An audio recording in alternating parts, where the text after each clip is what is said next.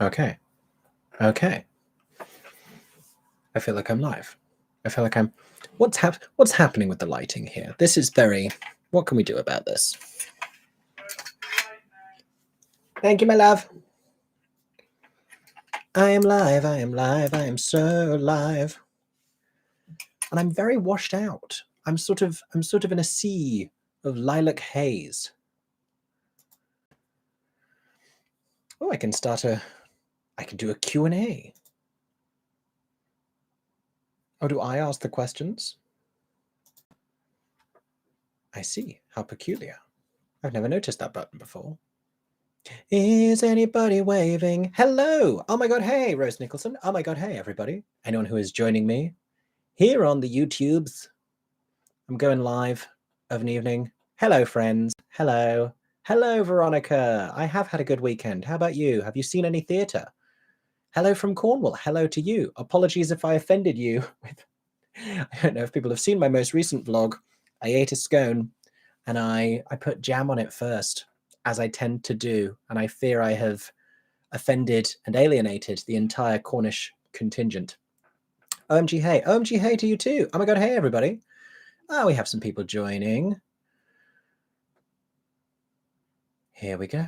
Oh, someone has watched the vlog because they've said after watching you see Punch, which we went to go and see last weekend, I immediately booked Punch tickets for Saturday. I hope you enjoy. I want to talk about Punch on here.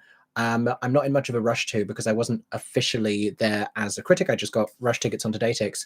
But I think it would be cool to do a thing with one of the many brilliant theatre creators who have seen it in New York and do like a parallel New York / London review. Because if you don't know, Punch is one of very few plays in history to be simultaneously produced in New York and in London. Same production, opened almost to the day at the same time on either side of the Atlantic, which is kind of unprecedented to my mind. So I thought that would be a fun way to review it. Oh, Hot Mess and Every Brilliant Thing with Minnie Driver yesterday. I'm trying to see Hot Mess with not Hot Mess with Minnie Driver. Can you imagine Every Brilliant Thing with Minnie Driver? I don't know if I'm going to get a chance because I have a couple weeks in which to do so, and it's very busy, but I will try to. Let me make sure I've answered all the questions. Madeline, you just saw Liberation. I'm excited to see it. I'm heading back to New York soon. It's not a secret. It's not a surprise. There will be a video coming up where I talk through everything that we're planning to see, everything that we might see, everything that we are not going to see, as per usual. I'm still looking very like dusky lilac-y here. I don't know what's going on. I don't know how to fix this. I can make the entire, I can really pivot the lighting, or I can't. That's more normal. That's just orange. There we go. That seems like a more regular color. And then, oh, no. Back to a bit of a Wicked movie. Green up. Let's do that. That looks like, that's something. Okay. There we go. Leah says jam first is correct. Maybe I did it the Cornish way. Maybe I didn't do it the Devon. I don't know. I'm hearing conflicting things. Wait, no, I lied. I didn't do jam first. I did cream first. So that's why yeah. So apologies. I do apply the cream first in a scone. Anyway, what else do we have here? Oratorio is entirely fascinating. That's Oratorio for Living Things, off Broadway at the moment. If you're going to be in New York before it closes. A problem that we have... Why can't I figure out what's going on here? See, I'm seeing myself in mirrored. That's why this is strange. A problem that we have ahead of our next trip to New York is there's too much great stuff happening off Broadway. There are too many good off-Broadway shows. And there's a handful of Broadway things that I know I want to catch and I know I need to catch because they're very high profile. But there's so much good stuff off-Broadway. And I'm not just talking about the masquerades of this world and like Spelling Bee and Heathers. And there's so much stuff that I'm hearing is really great, like Prince F at Studio Seaview and Oratorio for Living Things and The Seat of Our Pants and all of these shows. And I don't know if there's enough time. I would love for more things to do, like Sunday nights, Thursday mats, Friday mats, 5 p.m. shows. Beau is another one. So yeah, too many good off-Broadway shows, too little time. What else we got here? Oh, you're heading to the tour of the Notebook in a few minutes. Enjoy. My friend Kate just saw that and I think where you're seeing in Cincinnati, I think. Kate's been traveling. I don't know if any of you know Kate Ranking, aka Theatre is Life, on TikTok and YouTube and Instagram. Kate is, and has been for the last few weeks, driving around the continental US to various different places to just see shows on a whim, just like going state to state, not knowing what they're going to see from one day to the next, and having an amazing theatre journey, as they always do. Constantly on a theatre adventure is Kate. So yes, and I hear good things about some of the changes to the show. Julianne, you saw Dear Evan Hansen last night. Where did you see that? Which production of Dear Evan Hansen? Oh, in Paris? Was it Cher Evan Hansen? That's not how the French would say. Evan Hansen? Better not. Better not. Let's just call it Cher Evan Hansen and have done with it. Is that the production you're talking about? I am intrigued by that one. Madeline, you saw Punch a couple weeks ago. I'm already so behind.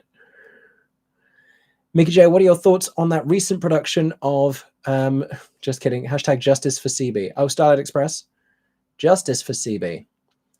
What is the opinion on Mason Alexander Parker's Mary in Oh Mary seeing in February? I'm very excited. Any chance I get to see my friend Mason Alexander Park on stage is a really great one. Mason has always been terrific in everything I have seen them do, and I'm excited for something more deliberately outrageous in its comedy, because a lot of the stuff I've seen Mason do has been more sort of ethereal and mysterious and dark, and that is not Mary in Oh Mary, so I am excited. But it's a really exciting cast all round, so yeah, really. And I'm anytime I know a show from somewhere else that comes to London, I'm always intrigued to see how London receives it, so very curious about that one next year. Nikki, you saw Every Brilliant Thing a few weeks ago with Lenny Henry. Would love to see it with all the different performers. Also booked to see the Oh Mary transfer in December. Thank you. I hope you enjoy. I forgot it was coming that soon, the Oh Mary transfer. I think their official opening is probably going to be on the other side of the new year, but I actually don't know. I don't know. Eva, last thing you saw was The Producers and Ghost Stories last weekend. What a weekend. I hope you enjoyed both. Andy Nyman is the connection there, I believe. I think Andy Nyman was involved in Ghost Stories. I think that was his show. I think he co-wrote it, or maybe just wrote it. There's some sort of an Andy Nyman connection there. It's not a show I'm particularly familiar with, and I've never seen it. Christopher, you just saw Hades. Oh, you saw Hadestown when it first opened. You just saw it with the new cast. Terrific. I'm so jealous. I'm so jealous. Presumably you got to see another of my very talented friends, Jack Wolf, who is remarkable, always on stage. And Ragtime was thrilling. That's a couple of shows. I mean, those are two of the reasons right there that I'm so eager to head back to Broadway and go and see everything that's going on over there right now. Madeline, yes, I did see Beau the first time around, very early in previews, and or maybe just before they froze it in previews. But I really enjoyed. And Matt Rodin is a star and is fantastic. I've enjoyed them a couple of times on stage, Matt. And I really liked the show. Something very touching about it, and it deserves to be a hot ticket and an off-Broadway hit. Everyone go and look into Beau, the musical, off-Broadway. It's sort of like, it's a little familiar of Once. It's gig theatre, which is not something, it's sort of having a bit of a moment right now, but only recently in New York. But it's a great show. Great storytelling, great music, great performers. Did I enjoy Starter for 10? All being well, you will find out tomorrow. But I enjoyed myself. There's a lot to enjoy about Starter for 10. The camera's following me, so I have to be very purposeful with where I put my head. Am I going to watch Wicked for Good in NYC? That is the plan. That is the vague plan. Not at anything exciting like a premiere. Not that I've heard, and people seem to be hearing. Which honestly is fine, because I think if that were to arise, if they were to invite me to a premiere, it would just interfere with other things I've already got scheduled for that week, which are very exciting. So for the best, that my plans to see Wicked for Good remain quite low-key. And all I really want is to go and see it and be able to talk about it as soon as possible here on YouTube to let you all know what I think. It's also very rare that musical theatre gets to have so much of a mainstream moment in the zeitgeist. And last year, when the Wicked movie came out, you'll notice I made a lot of videos talking about different aspects of it because a lot of people wanted to talk about the Wicked movie, and a lot of people who don't normally engage with musical theatre stuff or know that much about it were suddenly very interested in that world. And so I was like, let's talk to all of these new people and kind of spread musical theatre. I'm just going to grab my phone so I can let the people on Instagram know that we are live. I've got to keep my head here or it's going to... Can I get my phone off charge with my feet? Oh, yes. That was surprisingly dexterous. I'm like a monkey. And stay with me. Stay with me. Stay with me. Okay. There we go. Made it. Ooh. Who else haven't I replied to yet? Jack, you're seeing Pippin at Upstairs at the Gatehouse.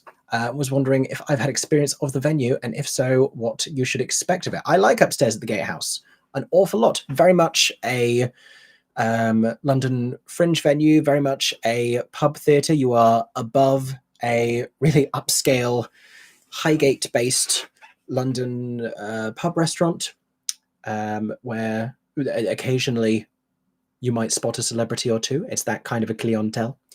And they do great food, not inexpensive food, but nice food. And they do great theatre upstairs at the Gatehouse. It changed hands not too long ago with some brilliant new artistic directors coming in to take it on, and they've been doing really exciting stuff since.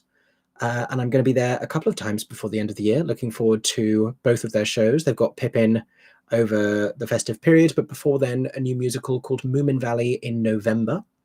I think it's in November. The show opens this month in October, but I think the title is November. And I'm intrigued and excited about that one.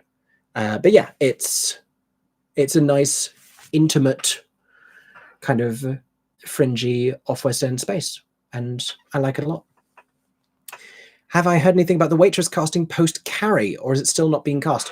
To my knowledge, I have no idea if casting beyond exists. Tell me if this is too close to my face, by the way. I just thought this, trying to frame the bits of wall that I've actually, like, this is a... I have so many things that need to go up. There's a pile over there, but I get lazy because this is the only bit you ever see in videos. And also, you will remember this, those of you who said for ages, Mickey Jo, please fix the Suffs playbill, and I said it would be very complicated and challenging for me to, I put this one up here, and I just moved the Suffs one up there. So it can still, look at that. It's still, where's my head? There we go, follow me. It's still skewiff.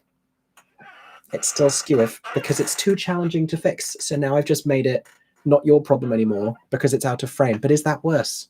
Because now you know that it's skewiff and you can't see it. Is that even worse? Anyway, yeah, Waitress casting post Carrie. What I had heard is that it's going to be like a succession of exciting names. And so that's exciting and intriguing. And I don't know who that might be, because obviously a lot of the bigger names have already, well, not a lot of the big names, but like Lucy Jones is another one that springs immediately to mind, but she's already done it. She could return to the role. But who do you think? Who else could you see in Waitress from that kind of a musical theatre, but with some mainstream recognition kind of a realm? Because those producers, they like a star name. Not always a stunt name, sometimes a stunt name, but they like a star name. And I think that's the casting that they're trying to go for throughout the tour. And not just what's happening here, not just the show itself being the thing that people recognize. I've made this much worse. I can't use a reflected version as a mirror. That's what I've learned. Let me just, what are we doing here? That's gone terribly wrong. I didn't notice you walk over and come here and judge me from the doorway. Aaron James is laughing at me, everybody. It's very hard because I'm seeing myself flipped. Let's carry on. Oh, I never told Instagram that I was live. This is going very well. Let's do a hey, smile, everybody. That's a joke because you're a camera. What else is happening here? What do we have? Hope you're having a good night. Booked to see Merrily Pro Shot. I was very excited. I was shocked by how expensive it was, though. I mean, I didn't even know how much a pro shot in the cinema would be these days, because that always used to be my most expensive cinema tickets back in the day. Back in the day when cinema tickets were less than £10, like across different chains, National Theatre Live at the cinema was always more. That was always the more expensive cinema tickets. And I didn't mind too much because, I wasn't paying for a train into London or paying for a hotel overnight, all of these realities. I was just going to my local cinema to see theatre, which was, sort of astonishing at the time for me as a teenager. And now the prices that National Theatre Live used to be, normal cinema ticket prices have surpassed that in recent years. And so I have been to see live streams at the cinema, but I often just don't really, we went to go see Next to Normal, the pro shot, couldn't tell you how much that, I just paid for that transaction, didn't even really think about it. So yeah, but honestly worth it to see the Merrily Pro shot. If it's any kind of a good capture of the show, it's going to be very, very special. Where am I? MickeyJoTheatre. Trying to search my own live stream. How many people do we have? 122 right now. How are you all spending your evenings? What theatre have you seen this week? Let me know, and then in 20 minutes time, I will get to those responses. Join me live. Just posting a little Instagram story here because I'm not good at letting people know in advance when I'm going to do a live stream. I just sort of do it when I feel like it. There we go. That's done. Okay, let's power through some more of these. Eva, the next thing you're seeing is The Spy Who Came In From the Cold at the Tower Theatre production of Feston in like 3 weeks' time, making it a very David Eldridge-themed week. Love that for you. Madeline, you just booked another London trip to see The Greatest Showman in the spring, also traveling out to Bristol. So I hope you enjoy. Very excited about The Greatest Showman. That I think is shaping up probably to be one of the most sort of high-profile new musical openings of 2026, because, when's the last time that we had a Disney musical's world premiere in the UK? Hercules doesn't count. That was in New York, New Jersey, and then Hamburg before. There's Hercules. That's from the German production. Before it came to the West End. And by all accounts, I think Disney sort of views Hercules as more of a fill a gap kind of a show. Greatest Showman, that's big. That's had more workshops than I've had highlights over the past couple of months. I've had a lot of highlights. What else do we have here? Oh, I've scrolled away.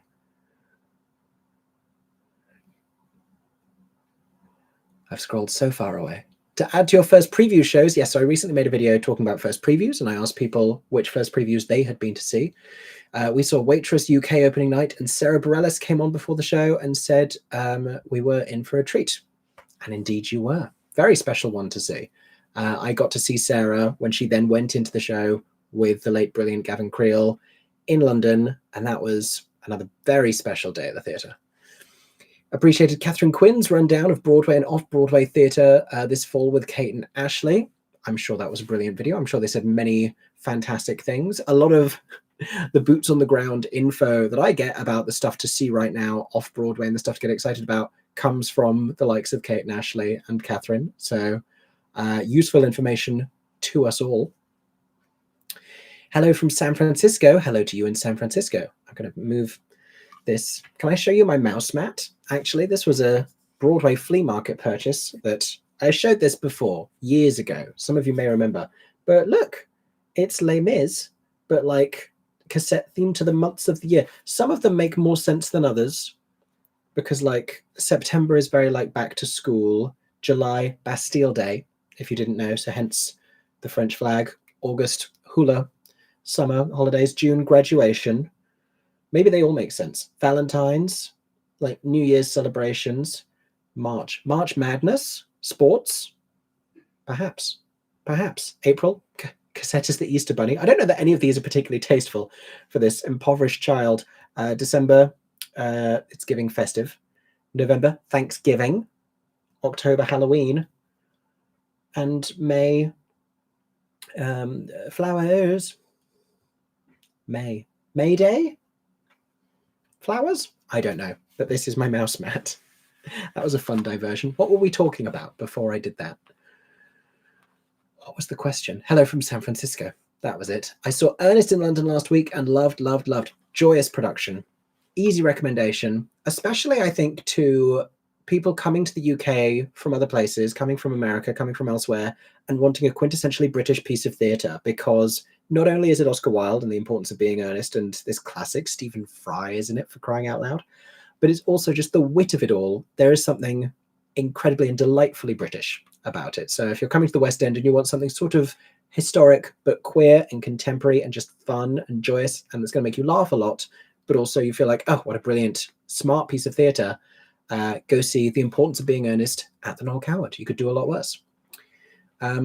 Oh, okay. So Julianne, earlier on I asked Julianne where you had seen Dear Evan Hansen. The answer is Pioneer Theatre in Salt Lake City. It's a regional theatre. There are so many productions of Dear Evan Hansen happening around the world at the moment, suddenly non-replicas. It's one of the most, it's got to be one of the shows that after its initial success has had the most different non-replica productions in the space of a few years. And it's quite simple as to why, because it has a global popularity. People know that music. It's on all of the like Theatre Kid playlists. It's there with like your Heathers, your Hamiltons. Only Dear Evan Hansen is so much easier and cheaper to produce because it's a small cast. The casting requirements, like it doesn't have a dancey ensemble. You're just looking for actors, singers. I don't think it's been particularly grueling for them to translate, so it's been translated. And yeah, so I think it was very appealing to suddenly do an Australian production, and there's been Scandinavian productions. There was a Dutch one. There is a one in Paris happening right now. I think there was a South African Dear Evan Hansen. All around the US, they were just doing it at the Muni, and it's really cool to see. There's something very exciting about seeing non-replica productions. For the most part, they seem to be, of course, a non-replica UK tour recently as well. For the most part, they seem to be bringing you fairly similar versions of the show, just sort of reskinned with some differences in staging. Some of them have a little bit more of an ensemble, stuff like that. I'm really intrigued to see one that is just that little bit bolder with how it stages the show. I'm curious about sort of slight tonal pivots in how you move the needle for Evan Hansen. With an example being, I guess, the original production of Next to Normal and the aesthetic of that, which was very sort of rocky and edgy, and the scaffolding set and all of the lighting and the design, to the UK premiere production at the Donmar Warehouse, the Casey Levy one, the Pro Shot one that I was talking about just a moment ago, where their home was a lot more traditional and modern, and it was sort of telling a slightly different story about a slightly different family. Do I think Schmigadoon, the Broadway show, could go on tour? If it's successful, then I guess it could. But I think ultimately Schmigadoon is, I nearly said Brigadoon, Schmigadoon is going to Broadway so that it can subsequently be licensed and be produced by regional theatres. That will happen a lot. So theatres near you, presumably, will do Schmigadoon. Like the Muni will do Schmigadoon, Paper Mill Playhouse will do Schmigadoon, Ogunquit will do Schmigadoon. Oh gosh, I've forgotten the name of it, but it's in Connecticut and I love it. The brilliant producing house in Connecticut where Annie originated, Goodspeed. Goodspeed will do Schmigadoon. Old Globe in San Diego. I've not seen much of the country in the US, so I'm just sort of talking about the ones that I am familiar with. Paramount in Aurora would do a great Schmigadoon. So yeah, Schmigadoon will have a great regional US life. And then when community theatres get to do it, that's the next step. And high schools, perfect. That's going to be amazing. I'm excited about Broadway, but I'm almost even more excited about Schmigadoon's ongoing life. And you can't say that about a lot of shows. There are some shows that just really work in a professional setting and you don't know whether they will ever aspire to that same level of quality. Some shows are just very challenging to do logistically and very expensive as well. And there's something so community and regional theatre ready about Schmigadoon. Anyway, what else do we have here? Andre de Shield's Tartuffe is a lot of fun. Very, very camp, but loads of fun. Listen, that's how I often like my theatre. Last week I saw Chess, and I'm seeing Two Strangers on Broadway a week from tomorrow. Enjoy. Everyone in New York needs to go and see Two Strangers Carry a Cake across New York, because the show has had a life already. It has changed titles since its earliest days here in the UK, when it was this new award-winning regional piece of theatre. Then it came to London as Two Strangers. It ran at the Kiln. It was extended. It transferred to the West End. People fell in love with it. It went to the American Repertory Theatre in Cambridge, Massachusetts. I got to see it there. It's still a lovely show, great performances. New Yorkers have not yet really had the chance to see the show en masse. If you've traveled, you've gone to see it. But I cannot wait for Two Strangers to open in New York and for Manhattan and Brooklyn to get to see it, because it speaks really meaningfully and charmingly about this love affair with the city in a way that a lot of like classic rom-coms do. New York is, this is a cliche that people say all the time, but New York is basically the character in the show. New York is the third character in this two-person show. So if you love theatre and you love New York and you're there, you have to see it. You have to see it. It's only going to get more cute and topical as we head towards the holiday season with Thanksgiving and Christmas. So yeah, go and see Two Strangers. Chess, I cannot wait to see Chess. I am so excited to see Chess. I am going. Exclusive reveal, I am going to see Chess. If you don't know, they have partnered, this is so genius, with a website called chess.com, where you play chess online. It's like it's an online chess game, and they have created 3 robot characters that you can play against. One is Florence, the likeness of Leah Michelle. Another is Anatoly, the likeness of Nicholas Christopher, and the third is Freddie Trumper in the likeness of Aaron Tveit. And I assume, because they're the 2 real chess players, and she is the second, and then there's a love triangle, whatever. I assume that Florence is the easiest to beat. I have tried to beat that chess robot so many times, and I am half decent at chess. I am not well practiced. I do not have strategies built into my mind, and Leah Michelle keeps beating me at chess. I have lost to Leah Michelle, to robot Leah Michelle at chess so many times now, it's becoming very dispiriting. And so anytime someone's talking about chess to me at the moment, that's all my brain is thinking about, is like just trying desperately. I'd make a video about it because I think that would be funny, except for the fact I just keep losing, and it's embarrassing for me to be this bad at chess, because it gets to a point in every game where I just do something bold and foolish, and I just lose to ruthless chess genius Leah Michelle. Anyway,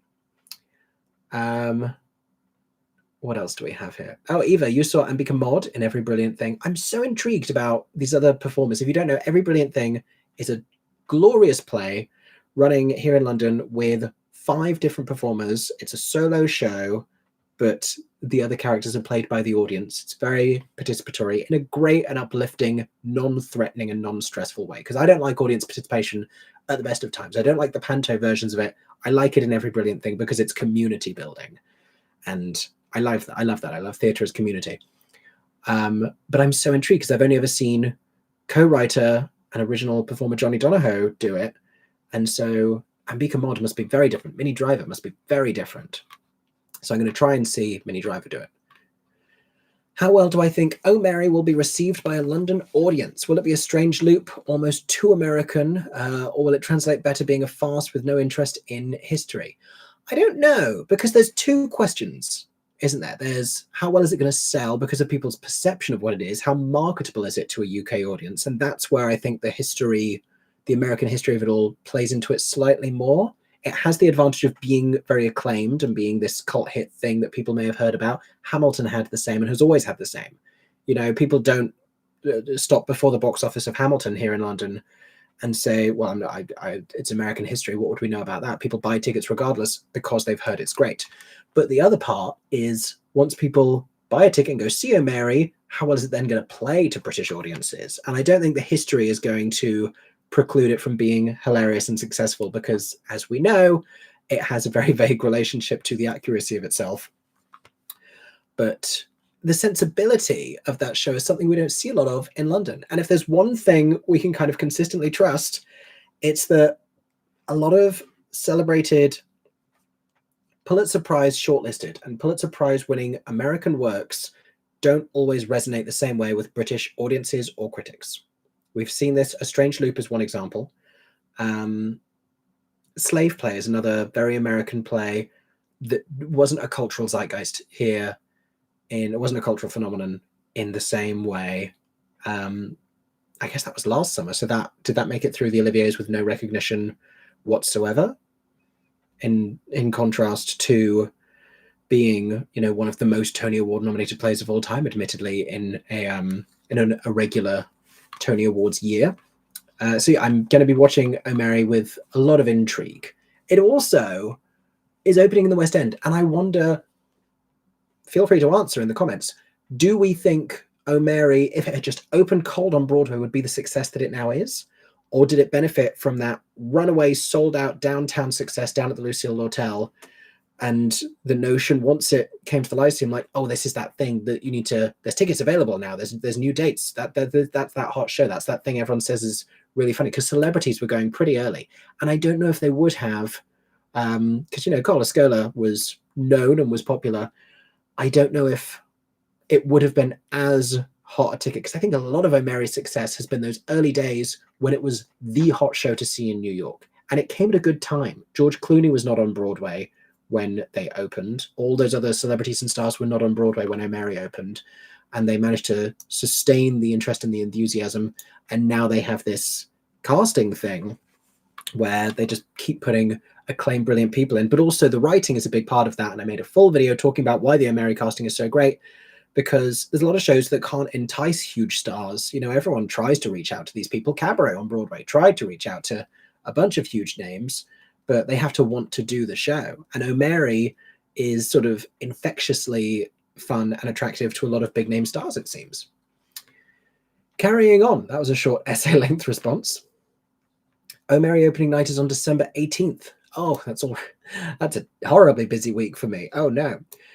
Are you going back to Brothers soon? I don't know what that means. Do you mean Broadway? Was that a typo? I am. If the answer is Broadway, then if the question is Broadway, then the answer is yes. Just want to say thank you for reigniting my love of theatre. Oh my gosh, Nikki, you're so welcome. I went a lot as a kid and then not much at all as I got older. Since getting into your videos a few years ago, I'm now obsessed with it again and trying to see as much theatre as I can afford to. I'm even now brave enough to go to the theatre by myself so I don't miss out. Plus getting to see theatre through my 9-year-old's eyes is just magical, so thank you. That's amazing. That's really amazing. I'm so glad that I could help you reconnect to your love of theatre. That's one of my favorite things that people say to me sometimes, is that I helped them fall in love with or fall back in love with the theatre. I think, my content has shifted and the way that I approach stuff has shifted over the last few years as I've kind of deliberately professionalized myself. I still on occasion try not to take myself too seriously, but certainly back in the early days, I was just sitting down wherever I was with enthusiasm and eagerness about the theatre. And I just wanted to talk to a camera about why I loved theatre. It wasn't talking about industry trends. It wasn't talking about, critical discourse. It was just, very early when I was making YouTube videos, all of the theatres were closed. So it was just talking about how much I loved it and how much it meant and sharing that with people. And I like to think that I still do that in a slightly different way. But yeah, that's really lovely. Thank you for sharing that. And I can imagine seeing things through your 9-year-old's eyes. That's very cool as well. I need to start borrowing people's children and taking them to the theatre so that I can quiz them about their experiences. Why didn't I like The Outsiders, your favorite show ever? I'm so glad that you have a favorite show ever. I'm glad you enjoyed The Outsiders. For me, and I think I spoke about this in the review, but it was a very long time ago, I would revisit The Outsiders. Should the opportunity arise? Should I have a free Broadway slot? Should it transfer over here, which it might? Should I get to see the tour around the US? I absolutely would go back to The Outsiders now that I know what it is. I think I'd be less disappointed the second time around, because all I'd heard the first time was, this is maybe going to win the Tony. And I saw it after seeing Suffs, and I was like, that show's not as good as the show across the street. But I respect that there are various things about it that are very different and that are better. I think the production itself is probably and like the direction and the set design and the staging are incredibly strong. The material for me is where it was lacking a little something. I don't like books that are brought to the stage that still behave like books, and that rely too much on narration.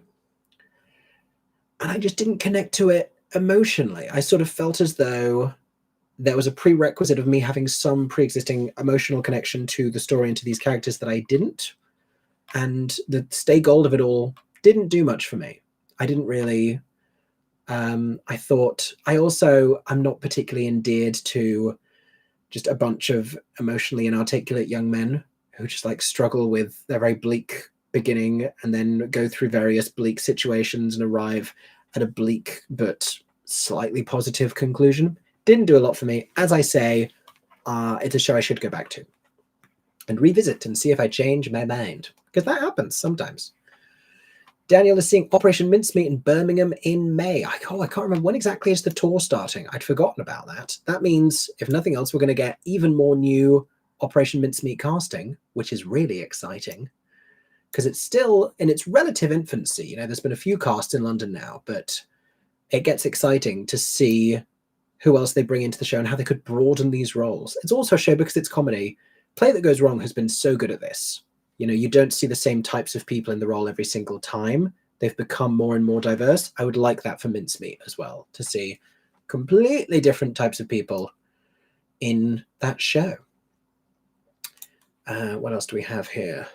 Cam, you saw Brian Connolly as Doc the other day in Back to the Future, of course, and was great in his own way. Lovely to hear. Do I think casting 2 white actors as the leads in Brigadoon is problematic, asks Isabel. I struggle to know why whitewashing some characters becomes problematic and others seem to have no backlash. Well, I think it's to do with context. And I think, you know, Josh, I suppose it's Josh and Melissa, because originally both played by POC before. I actually don't know. But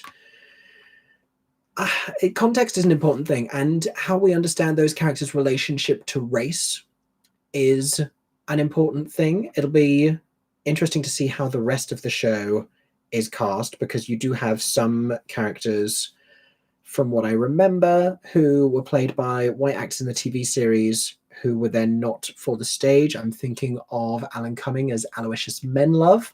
I forget exactly who was in every single role of the regional world premiere of Schmigadoon, and there's also no guarantee that that's going to be the Broadway cast. They haven't all yet been announced. But it is important that we still see diversity on stage. Those 2 characters, Josh and Melissa, don't have any kind of a specific relationship to a singular racial identity.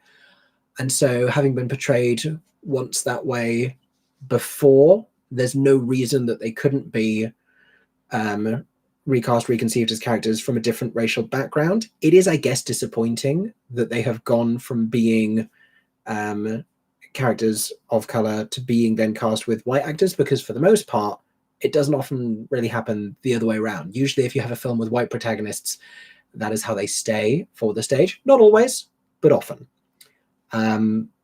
So I don't think it's problematic. It might be passingly disappointing. I think there are more important conversations to be had in other shows that have a stronger relationship to race and a stronger history with that as well. The problematic thing would be if it then becomes a predominantly or entirely white cast. But a little bit of trade-off, if anything, just speaks to the notion that this is a completely colorblind cast. And again, because Schmigadoon is going to be a show that I think will get produced a lot regionally, in high schools, in community theatres, it would be great to signal from the earliest point on stage that's like, by the way, you can cast anyone in a bunch of these roles. There is a lot of flexibility, especially when it comes to race. Eva says, oh, this is a continuation. Oh, this is about Andy Nyman. He co-wrote Ghost Stories with Jeremy Dyson, his best friend and member of the League of Gentlemen. And Andy also starred in the original production and the movie. There we go. There was something to it. Am I a Taylor Swift fan? Because my jumper is orange for the life of a sugar. I've had this is a nice little ochre number that I have had for more than a decade now. This is not. If it looks like the orange Life of a Showgirl, I promise you it's not. It's very like yellowy, but I'm in green and red lighting at the moment. How festive. I'm not a Taylor Swift fan. I haven't listened to the entirety of the new album, but there's a couple tracks that are really growing on me because I hear them a lot on social media. And I was on a cruise ship recently with some friends, old and new, who are big Taylor Swift fans. And we went to, there was a piano bar where Andy, the brilliant pianist, was playing and singing a bunch of Taylor Swift covers. And it was a great vibe. And I was realizing I know passively more Taylor Swift songs than I thought that I did. Like the last time I remember, like, other than the popular ones that have come out, like the Look What You Made Me Do's and the Shake It Offs, I remember like Our Song era Taylor Swift. And I don't know that I couldn't tell you a song that's on like Folklore or Tortured Poets. I couldn't attribute them to specific places. And so I guess I'm maybe like, am I like dipping a toe in a Swiftie era? I don't know, because I could tell you songs that are on Life of a Showgirl. I don't know what the fate of Ophelia has to do with Hamlet, I'll be honest, but the world does not need my think piece on that because people have said enough. Anyway, that's the Taylor Swift segment of the live stream. Oh, you also went to MusicalCon on Sunday and got to meet Andy, and he signed your copy of Ghost Stories. Perfect. Perfect. Have I been able to see Kiss Off the Spider-Woman? I have not.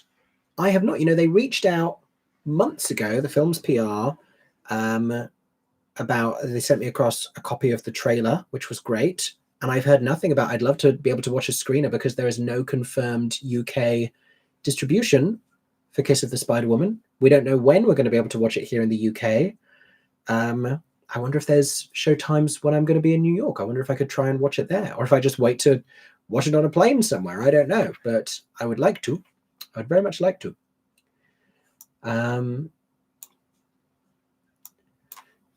What else do we have here? Do I ever go and see opera? Opera, it's kind of, I would like to. It's something of a cultural black hole for me. And there's a few things that I would like to branch out into a little bit more. But I barely have time to see all the shows I want to as it is. Are you going to come and join? Maybe. You can come and join. Aaron James is in the threshold. Opera. Do you know what I think you should do? What? I think... I don't know that they can hear you. Oh. I can say to you and you can repeat it. Aaron James is talking to me about opera. So you could go and watch the operas that have musicals based on them, adapted on them, and then talk about like the opera and a musical and say how similar are they. That's a great idea. So if you didn't hear that, Aaron is suggesting that I should go, and I guess the two of us should go and see the operas of the world that have been turned into musicals, like Madame Butterfly into Miss Saigon, La Boheme into Rent. Mm-hmm. There's another one that's on. Yeah, I was just trying to think of another one. Famously, Sondheim asked to adapt Sunset Boulevard, and they said no musical. I think Billy Wilder said. Yeah, they said it couldn't be turned into. It ought to be an opera, and Sondheim agreed, and then Lloyd Webber was like, "Nah." And to be fair, wrote a banging score. Let me see if I can move that over. There we go. Look at that. Lovely. Now it's still following my face, but it's got an Aaron-shaped gap. Perfect. Well, if you have any questions for me and Aaron James, feel free to send them now. I will try and speed through the ones I hadn't got through. But people are saying some very lovely things, so thank you for all of those. What am I hearing about chess? That it sounds great. What are the options on Disney's Hercules seeing in 3 weeks for third rows in the stalls? I don't know what you mean by what are the options. I think that's opinions. Opinions? I haven't seen it yet. Opinions? I'm seeing Hercules real soon. Real soon. Hello, Dawn and Bertie. Hercules Out Greatest Showman in? I expect so. We are going to watch Elf with Carrie and Joel. We watch Elf every year that it's here in London. Oh, New York. Heard anything next about 13 Going on 30 after its Manchester run? I've heard there's not the last time we're going to see it. I find it funny that amateur rights are out for Elf at the same time as the London productions. Only Elf will do this because guess what? No one wants to do Elf outside of... This happened with Nativity as well. Yeah, outside of the festive Christmas period. Musicals, they're not going to do it any other point of the year, and it won't stop a professional production selling. There's Yeah. there's actually multiple professional productions by different production companies happening at the same time in the UK. Yeah, Elf knows this. The rights holders for Elf know this, and they say just like let them. Yeah. It's like Marie Antoinette. Let them eat cake. Let them stage Elf. Yeah. Let them stage Make Elf. the money. I've never hated an Act 1 yet. Loved an Act 2 as much as I did with 13 going on 30. That tells me that you hate teenagers and you love 30-year-olds, and that's fine. That's up to you. £23 for the Merrily Pro Shot. Oh, they really saw me coming. Wow. Oh, well, it's worth it for Merrily. And you know what? If you told me I could see the Broadway production for £23, bless I you. was hiding. It's your face I when you wasn't came gonna back do up. anything different, but I was just like, hiding the sneeze. Yeah, £23. I paid 10 times that much to see more, because I forgot about the exchange rate. You're going to sneeze again. What's the type of theatre cinema that they're watching it in? Because I think If it's like a bougie cinema that's what I'm saying. experience, What's the experience like? then worth it. But yeah, I paid Or the seat type? more than 10 times that much, probably 12 times that much. No, less than. No, I'm exchange rating the wrong way. Excuse me. 8 times that much per ticket to see it on Broadway. I don't know if I've ever told you how much I paid to see Merrily on Broadway. It was a lot. There's a really lovely story from Alfie Friedman about his mom. I saw. Yeah. That was nice. That was nice. And yay for Maria Friedman being celebrated. I'm excited to see what she does next. Because she did a podcast recording not that long ago where she said there's multiple things that she's been preparing. So I'm intrigued what comes next. Yes. Nutella 1776, great name. Just Oh my had an gosh, incredible Nutella, week. yes. Saw Born with Teeth, then Hamlet at the National, then Cabaret. Nice. Ooh, fun. Nice. Let us know about Hamlet at the National. I haven't heard too much about it yet. Cineworld usually does pro shots or live streams for about £25 these days. Yeah, so that seems in keeping. Saw my first show on Broadway last week with Operation Mincemeat. Oh my gosh. I hope you enjoyed. That's a fun first Broadway show. Yeah. I guess sometimes with theatre, with like the live streams of theatres, shows, it is a lot longer period of time that you're going to spend in the cinema sometimes. Yeah. Although but I don't subscribe to the idea of paying based on duration, because people have said this about 6. But I was going to say, if you're looking to see one of these things for a cheaper price and to support theatre at the same time fully, tons of theatres are streaming and screening these shows. I don't know Merrily if it'll be quick or not, but most of the NT lives that are run, theatres across the country are showing them on their stages. Oh, I did not know this. Yeah, tons of them. I've worked for multiple ones that are all doing NT Live, and they're normally a lot cheaper than the cinema, and your money will then be going to not just everybody involved in the show, but also your local theatre. So don't think you just have to go to the cinema to watch NT Live. Most theatres across the country do screen them too. Well, there you go. For a much cheaper price, like a scarily much cheaper price. Wow. Sorry, facts. I just know some facts about that. So honestly, check. If you're like into Alia, I know multiple theatres that screened at NT Live. Well, that's very good to know. Very good to know. And amazingly, a conversation you and I have not had before. I've written press releases on it. That's why I was like, I know this. Because Ernest has just happened. So yeah, if you want to see Mrs. Warren's Profession, because that's coming soon, a lot of theatres will be screening that also. Just going to adjust that light over there. Yes, I will be seeing Chess on Broadway soon. Yes, I will be reviewing it. That's a priority for me. I know you all want to know about Chess. I'll be bringing you that. Do not worry. The UK is doing more out-of-town tryouts now. It does seem to be the case. It's also, there's a lot of new musicals that just can't get a footing in London. So they're going where they can. We're also just seeing the delay that it takes since the pandemic. Like, we're only just really getting to new projects starting up. Because the first few years, once theatre got back up on its feet, all the shows that you were seeing happen were planned like in 2019. So we're only just seeing like new productions, new people. I skipped ahead. Oh, I skipped very far ahead. Oh, no. Right. Speed, back to Speed.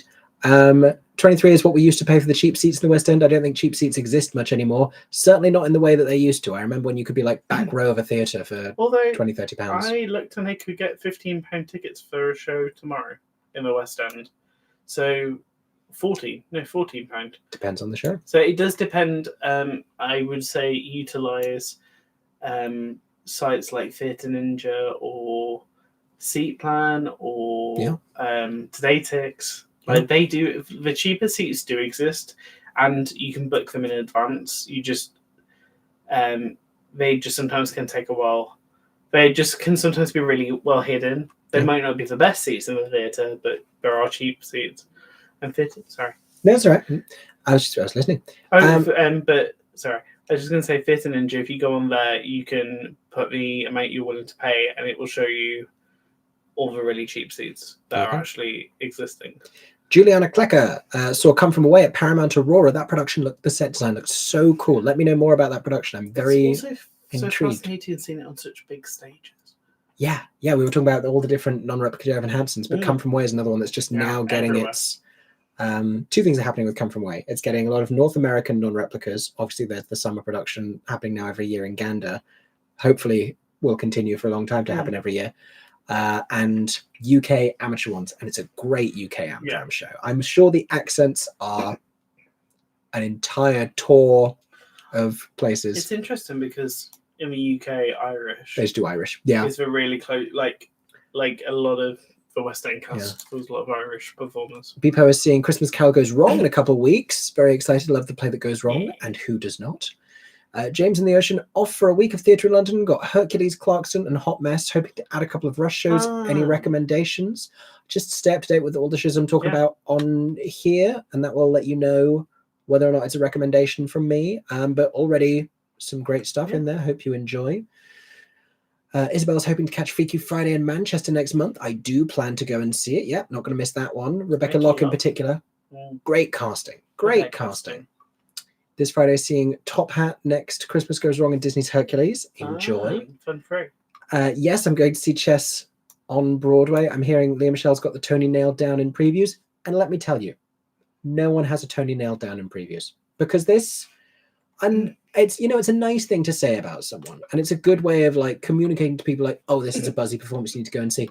But I also think it sets people up for a certain amount of disappointment, because every year there's people that's like, well, they're going to win the Tony. And you know what? There's too many great performances. There's only once, and we saw it quite early on Broadway when we've been in, and I've been like, oh, Tony done. And it's only once that I can think of in history that we've seen a show and I've gone, there it is.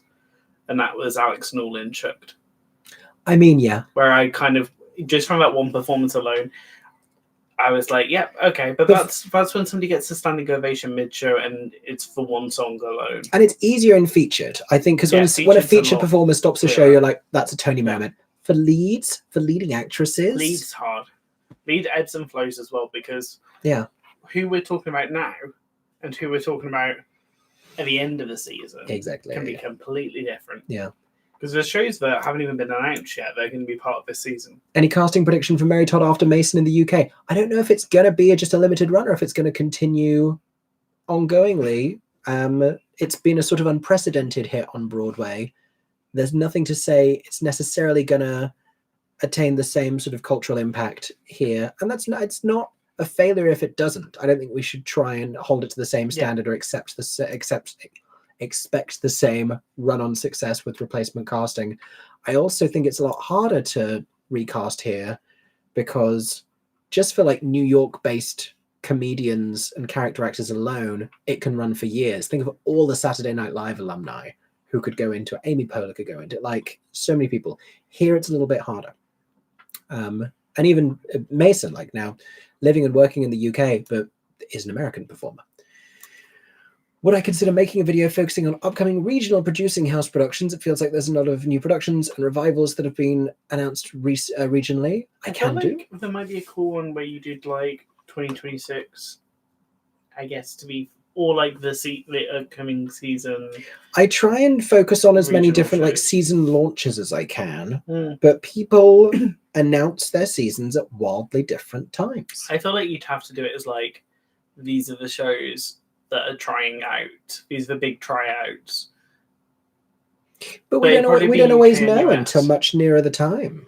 I think you can know, like, you know how you do, like, the shows to watch this year. These are the ones this year, or like these are the autumn shows.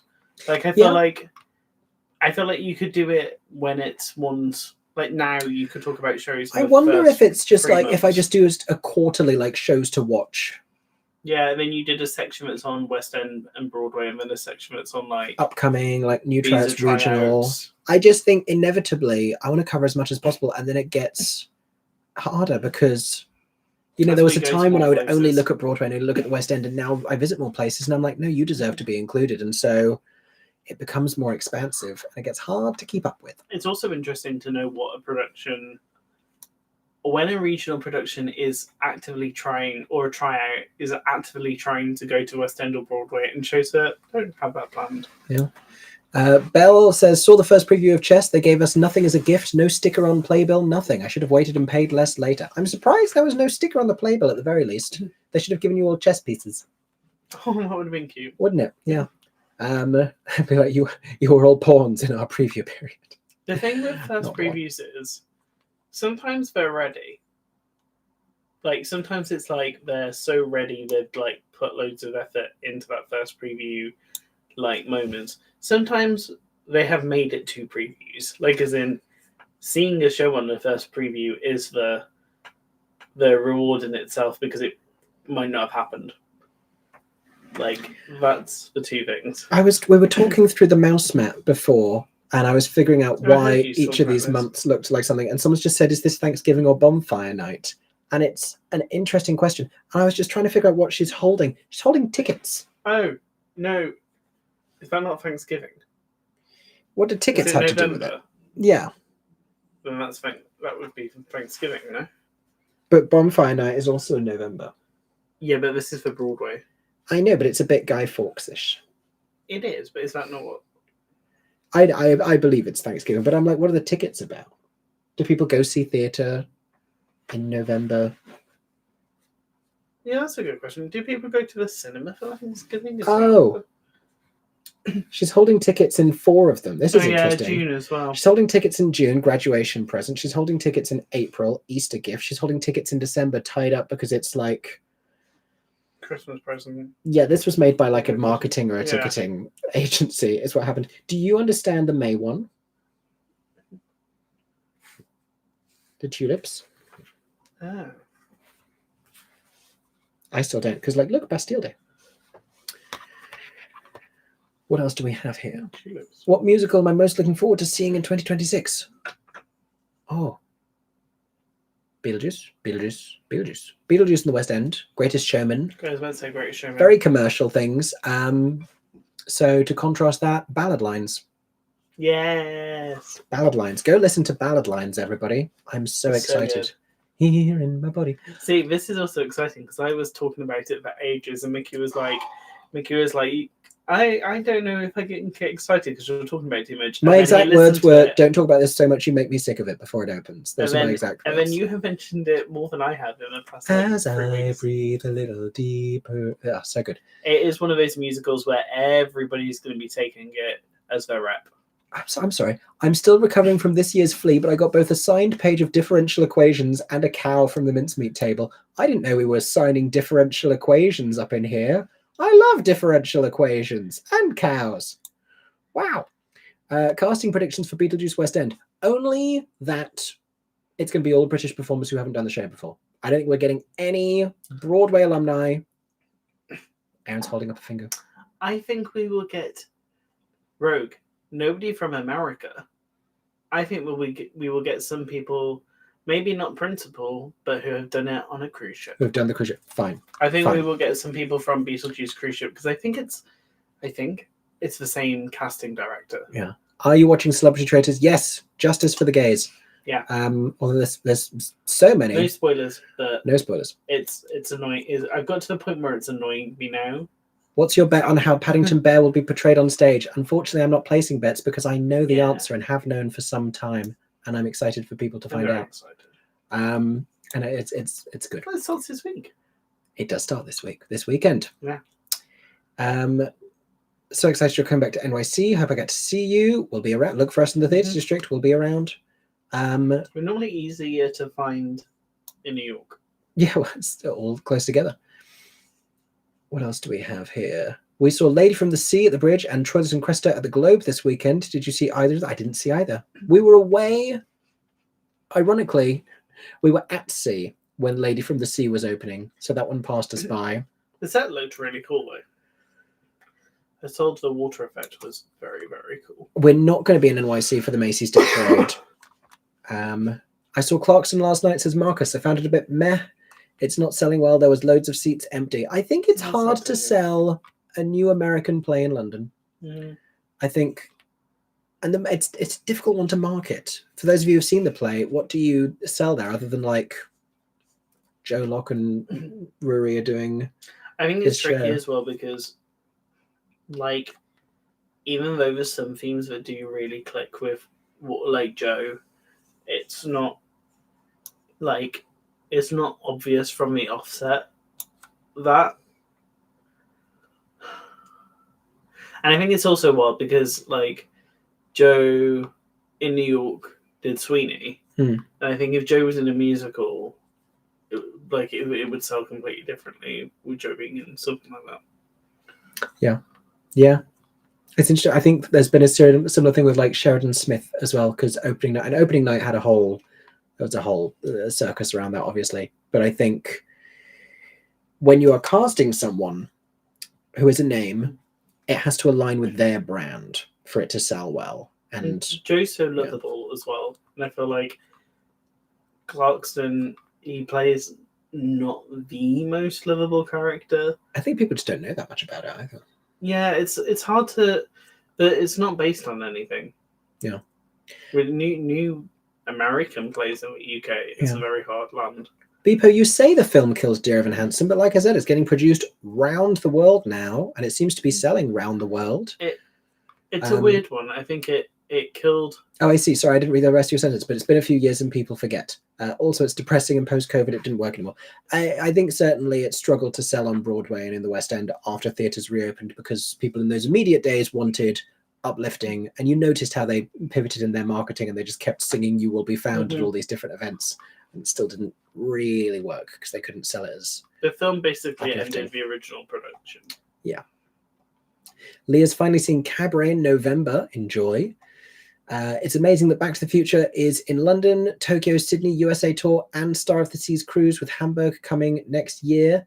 It is clearly a hit. Well, it clearly has huge commercial appeal. That's the thing. Yeah. Is I don't think anyone ever questioned the commercial viability of Back to the Future. A big part of which is it's a very beloved film franchise that has never been thoroughly exploited. So there's...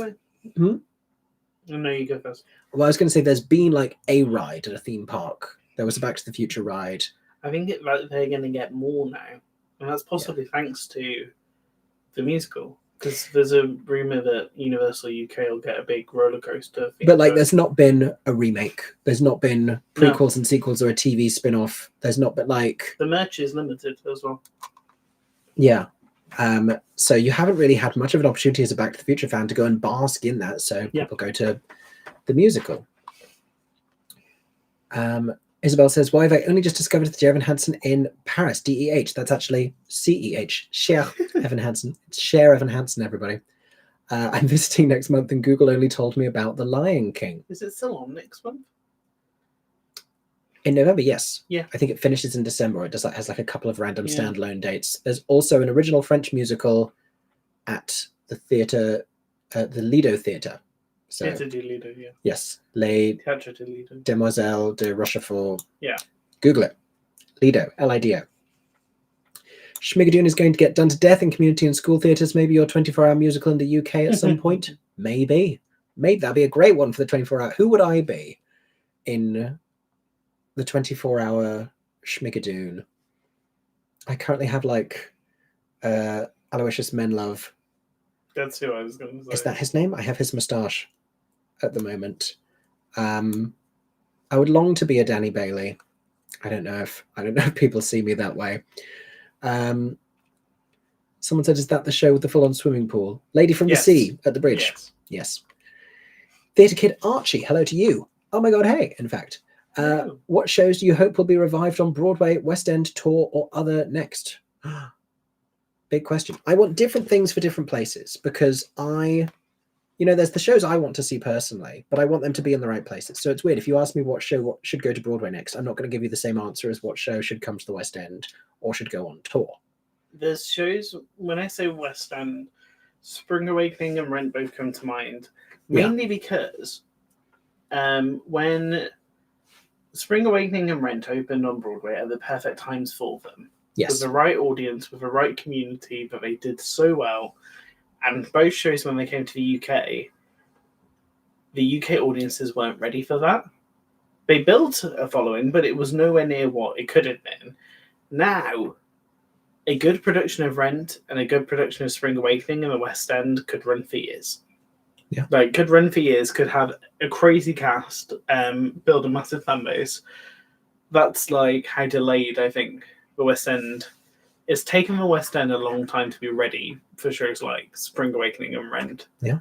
And so that would be this, on this side. What would you say for Broadway? Is it too soon for an In the Heights revival? I would like to see In the Heights again. I don't think so. I think it's a perfect time. And I think in the current political sphere, a story about a slightly disempowered local American community of first, second, and third generation immigrants is an important story for audiences to reconnect to on stage. I think not New York, but just the nation needs to really be telling those stories of community. And so that would be something I would like to see. What else is due for a Broadway revival? Interesting question. Broadway's interesting. To think of shows that haven't been there for a while. I feel like the play situation. I would like more. There's a certain type of new play that is not happening on Broadway because a lot of great Steppenwolf-y, small and there's a big twist and it's very intense, very character driven type of play is being produced, but stuff like The Motive in the Queue that should have gone from here that didn't, or even the current London importance of Being Earnest, the Much Ado, the Jamie Lloyd Much Ado, a joyous kind of large ensemble company play. I think there's a little. It's a very similar, tonally speaking, it's a very similar type of play that is happening on Broadway. If Two Strangers is very successful on Broadway, do you think it will return to the UK? I hope it returns to the UK regardless. I think it will. Do I think previews now are out of town runs for Broadway? Thanks ahead of time. I'm not sure. I see what this means. What do you? So this means, are the out of town tryouts being viewed as the previews, and then on Broadway it's when they open, that's it, no changes from first preview. Is that have previews on Broadway basically become meaningless for the creative process and stuff? I think a little bit. I think a lot of shows are more finished by the time they arrive in the preview period on Broadway, or just more reluctant to make changes. I don't know that all these shows are finished. Yeah, there's less shows where I feel like I've heard they changed. But I think more shows should be open to the idea of changing during previews. And they always give the speech of and we say this, and there's been so much previews discourse on social media recently, a lot of which I have been perpetuating. And I popped off on the TikTok, and that's a reason why I like this app because, or this platform, because I am at my best when I get to talk for 40 minutes about something and fully explain. And if you try and condense me down into 90 seconds, then I say something incendiary without justification. But all of this to say, where am I going with this? Oh yeah, we've all been saying previews can change wildly from one show to the next, but they don't that much these days. Not really. And I think more producers and creatives should be amenable to the idea of really doing the work during previews.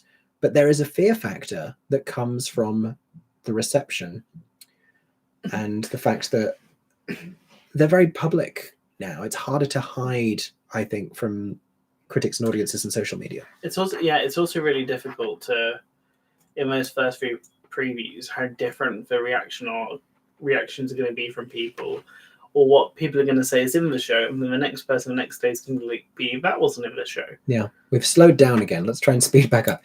Any casting thoughts or stylistic thoughts on the new Legally Blonde UK production? I know nothing, but I'm excited to find out. I anticipate it being a more traditional version of the show than like the Regent's Park one. Is there any word or rumours about the Little Big Things returning to at Soho Place? Need to see it back. Not that I'm hearing in the imminent future. Nothing that I've heard loudly. I think it will return in some form. Yeah. Sometime. It feels audiences will be seeing the Little Big Things at some point, maybe next year somewhere. Daisy is doing a show this week, Community Theatre, and I'm so excited. I hope you enjoy. Break a leg for that show. Tell us more. What is the show? Yeah. What are you doing? I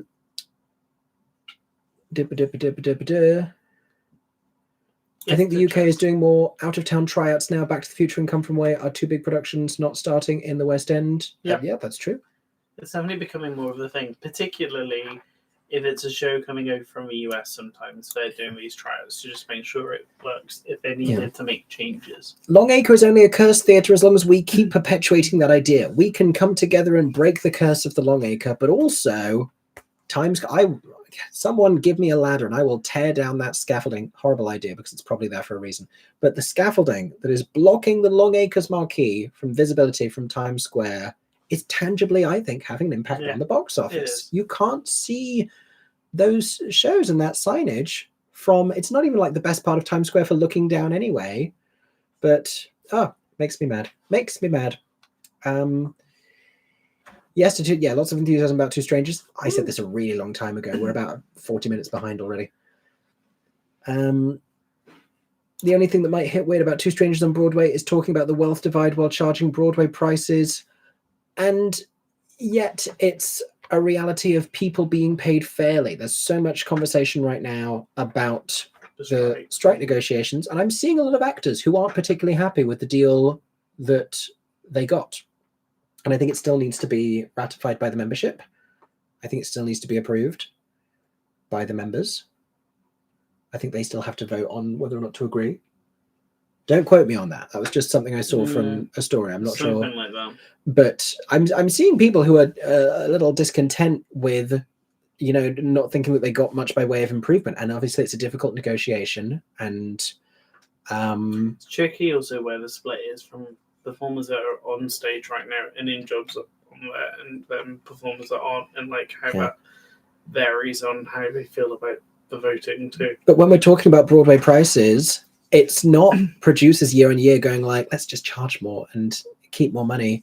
It's mitigating other ventures, but it's also rent, lighting. It's paying people. It's paying people a fair wage. It's trying to provide more by way of like healthcare options, and so it's difficult because it's not just money you're paying to the producer. It's people. So we can't.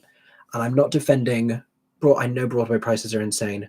I promise you, it is a show like Two Strangers would not be charging that way if that was not a reality of the market and the industry. And so you're not wrong that is going to hit weird. And for a show like that to succeed, unfortunately, the wealthy people have to love it as well. I'm not Mickey Jo Chess. That's very true. I was talking about my repeated losses against the Leah Michelle chess robot. It's not going well. Madeline, you're being Sue Sylvester for Halloween. That's an inexpensive costume if ever I heard one. Good for you. That's a smart choice. I heard Jodie Steele has made a comeback at Heathers off Broadway. Yes, at New World Stages. She has returned to the role yesterday.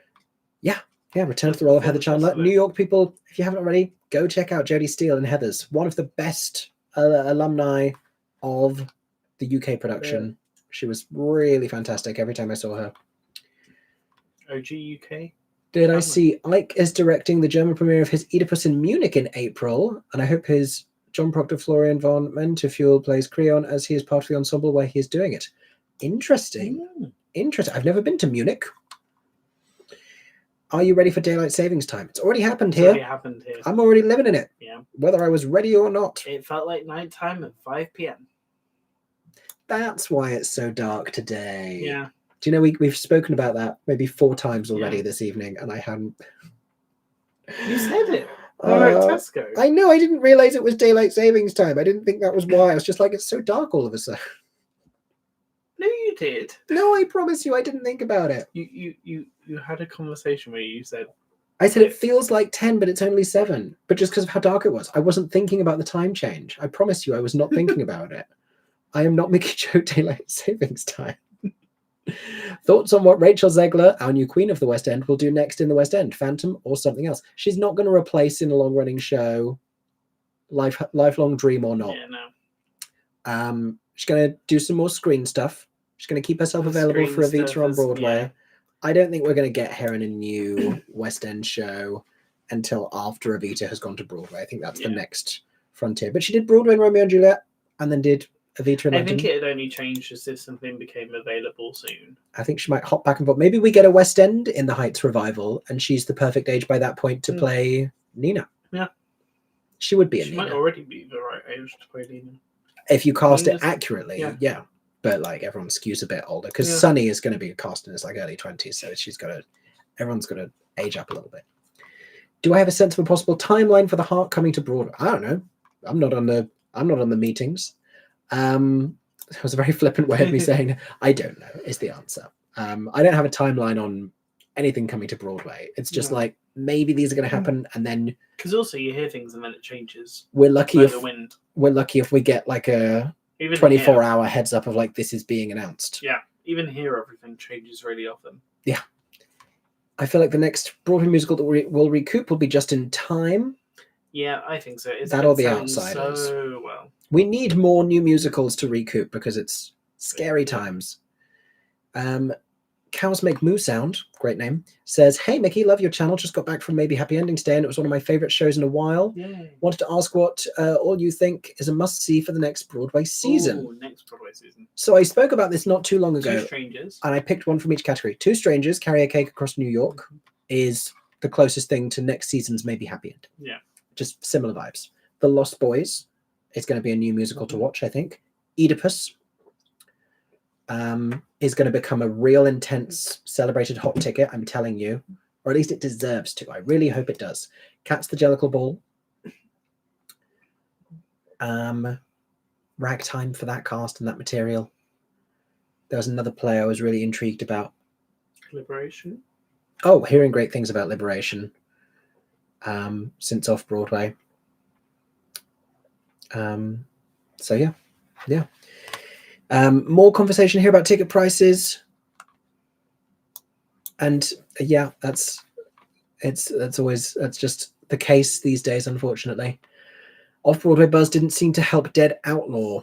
That was a weird one on timings. It opened at the very, very end of the season. Like, I think the other so is Lost Boys this season. Yeah, it's coming in right at the end.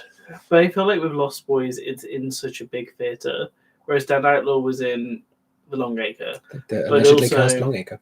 But also, so many people had already seen it. Yeah. Like, a lot of people had already seen Dead Outlaw and loved it, but it was like a year ago. I think it's hard as well when you can't take that step up with a transfer as well. Like, whether it's like a piece of casting that shifts, and it's like, oh, even more states are like, oh, a reason to go back. Rather than just like now in a bigger house, especially when you're a show that thrives on intimacy and connection and that kind of like quirky factor, because the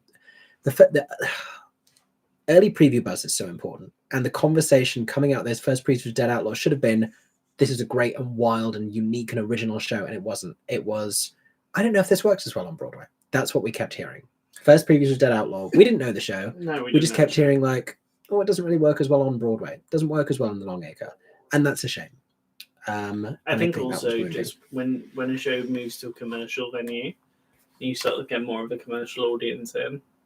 There's just a weird thing as well of like audiences disconnecting from a show when it transfers. Yeah. Because people can be really happy for a show, but then they just have can't to really love find it. the same momentum for some reason. Because Oh Mary, I was just saying, was a great success of off-Broadway to Broadway. I think that was good because it was people and like friends and fans of Cole wanting them to have a success. But it was a cultural thing as well. It was like this New York hot ticket. But do you know what didn't do that? Is Teeth. No, Teeth didn't do that. Sold out at Playwrights Horizons. Everyone was like, go see Teeth. Teeth is the hit. Teeth is the best new musical this season. Go see Teeth. And then it went to New World Stages. I think the production improved a little bit. Still exciting casting, different casting. And they couldn't get that fire started. And sometimes that happens. What else have we got here? Heard any casting on who may be Beetlejuice in the West End? I've heard nothing, but we know Alex Brightman isn't doing it. Oh, Tracy, you saw Hamilton Wednesday night and the people behind you were super fans who sang along. I'm so sorry to hear that. But I hope you enjoyed. Does that mean you saw Leslie? How was he? How was the whole experience? December 18th is Into the Woods week for me, and it will be the day I ascend. I cannot tell you how excited I am, everybody, for a new production of Into the Woods here in London. If you thought I was insufferable before, get ready.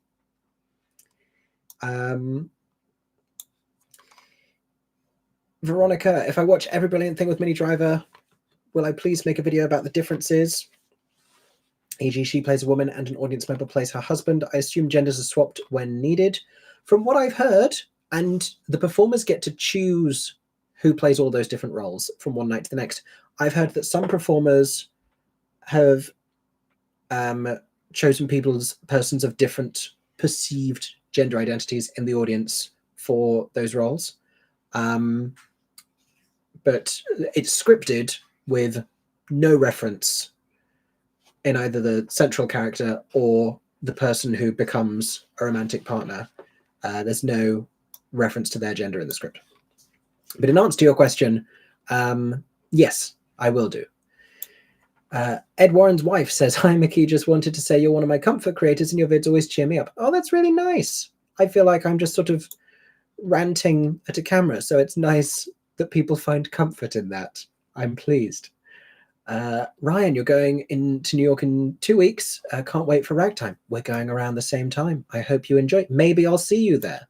Please do say hello if I do. If any of you see me IRL, then please give me an oh my god hey, and please do lead with oh my god hey, because sometimes people come up to me and I never want to assume that you've stopped in front of me because you know who I am. So sometimes I'm like, what's happening right now? What is this? So if you give me an oh my god hey, then we both know where we are and what's going on. So that's very helpful. I've not watched Has Been Hotel. I mean to, but I have a lot of things on my list. Oedipus is on my maybe. I really want to see it again. I really want to see Oedipus again. I want to talk about it properly and make a full review. But I also want to prioritize stuff I haven't seen ever before. Oh, is that for me? Mm-hmm. Thank you. Erin got me a festive cup. This cup contains something. This is funny. It says, this cup contains something sparkle, jolly, twinkle, jingly. And on this particular occasion, that something is water. I just got an eyelash in my eye. Ow. Ow. Ow. I'm fine. Ow. I'll be fine. I'll be fine, everybody. Look at this that we got. Can we have a look? I have very small eyes and very large eyelashes, so it's just a recipe for disaster every time. In the meantime, look at this button badge that we got at Hot Mess. Hot Mess. Oh, the camera's confused. It's trying to find my face. I'm up here. I'm here. There we go. Yeah, aren't they cute? No programs because environmental consciousness, but little button badges. Review of Hot Mess coming this week. Review of Start of a 10 coming this week. Oh, I just got sad then. Did you say I got a cookie? You did. Yeah, I thought you said you've got a cookie, and I thought for a second you were suggesting I still have one, and I'd forgotten about it. I know. This caramel type of one. I don't actually need anything. Oh, my eye is doing me in. Okay. Wow. I'm going to power through. Don't cry for me, Marge and Tina. Oh, Amy, we can't be friends. Your least favorite musical is Ragtime. The songs are too slow and no dancing numbers. It would be strange to dance about the dawning of civil rights and racism in turn of the century America, as it would be if the songs were faster. But that just means you're into a different type of show, which is absolutely fine. And I'm not here to suggest that anyone has to like something. I'm also not here for the suggestion that Ragtime should feature more up-tempo. There's a baseball number. That's fast. Do I think Hunger Games will recoup the £26 million? Oh, that's big money for London. 26 million? Is it 26 million? My gosh. The venue as well, I guess. Well, I don't know if the venue recoupment is measured in the same way, and if they're expecting. Even if the show didn't run, is the show expected to pay for the venue? Yeah. Yeah, other shows could go in there, so it's not completely targeted. Yeah. Am I aware of a fudge kitchen in Edinburgh? If not, hopefully I'll go there when I come for next year's Fringe on the Royal Mile. Have we been to the fudge kitchen? I have. It's like very much the same as the one in Bath. Yeah. Kids' night on Broadway is a thing. I've been to a kids' night on Broadway. Do you remember the show? Yeah, we did. We went to see Some Like It Hot. We did indeed. They had a Q&A after. It was great. The theatre board are really going after the Hunger Games, as is their right. I've been kind of policing. I've been taking it upon myself to be the review police and telling people off a little bit for reviewing the Hunger Games too early. Forums and message boards are the appropriate zone for that, and there should still be conversation between theatre fans during previews. At the same time, things can change. We will see what happens. What else do we have here? Any Miss Saigon UK tour coverage? Loved the Sheffield version. I hope to see it. I don't know where. I'm going to see it somewhere. I think they'll see it before we do. Yeah, they will. Daniel says, what's your opinion on casting Paddington Bear and whether or not it should be a West End actor or someone well-known like Matthew Bainton or even Ben Whishaw? We can't comment. We can't comment, but I'm going to shut down the idea that Ben Whishaw... It's not Ben Whishaw. No. Ben Whishaw is not reprising Paddington Bear for the stage, as I always suspected he wouldn't. Nope. So don't be anticipating that, because that's not what's happening. Nope. Do I plan on seeing the new cast of Broadway Hadestown? I want to. I really want to. It's back to that thing about like new shows versus stuff I've seen before. But I can't not go see Jack Wolfer's Orpheus. It has to be done. Mm-hmm. Someone says, I'm on theatre board, was going to see it, but now not sure. Is it any good? If you're asking if Hunger Games is any good, please wait for the official review embargo and then wait to... Because then you'll find out what it ends up being. Because during previews, especially for that show, a lot seems to be... I think a lot will change. Yeah, yeah. Just even at least just for tech. People asking what's theatre board. It used to be the forum attached to the website whatsonstage.com, and then it became independent. I used to be on it as a teenager. I'm not these days because they don't like me. So if anyone is on theatre board and you find yourself in a conversation about that terrible influence of MickeyJoTheatre, please feel free to offer even just a vague... I'm not saying people have to go and rush to my aid. People can do whatever. But if you find yourself in a conversation, you could throw me I don't think that he's single-handedly ruining the theatre industry. That would be great. Carrying on. Yeah, I have heard, we keep talking about Jack Wolf and Hadestown. I've heard the entire cast at the moment is really exceptionally terrific. And so that's very... I want to see Rebecca is exciting. Stephanie. What else do we have? Saw a local amateur production of Little Shop this weekend, and it was excellent. They had the usual plants puppets, but also a drag performer on stage as the voice with Fosse-style dancers as vines. I've seen, similar things done before. Drag performers playing Audrey 2 is becoming more and more of a regular thing now. What's people's thoughts on the new Evita album? Twitters are shredding the mixing lol. Sounds fine to me. I've not actually listened yet. I haven't actually. I wish we got more tracks. I know the full thing is coming. I don't know what the logistical... I don't know what takes so long sometimes with cast albums. I know it's expensive, but that revival made... It could be deciding what's in it. Put all of it in it. Or... do the Sunset. The Sunset album was great. The sound on the Sunset album, the expanse of it, the number of scenes in this. I was sat in, what's the airport? Denver. I was in Denver Airport, and I listened to the entirety of Sunset Boulevard while I was trying to upload something, and it was great. And then I bought a donut. Who knows? There might be a reason why it needs to drop in 2026, not even for getting it ready.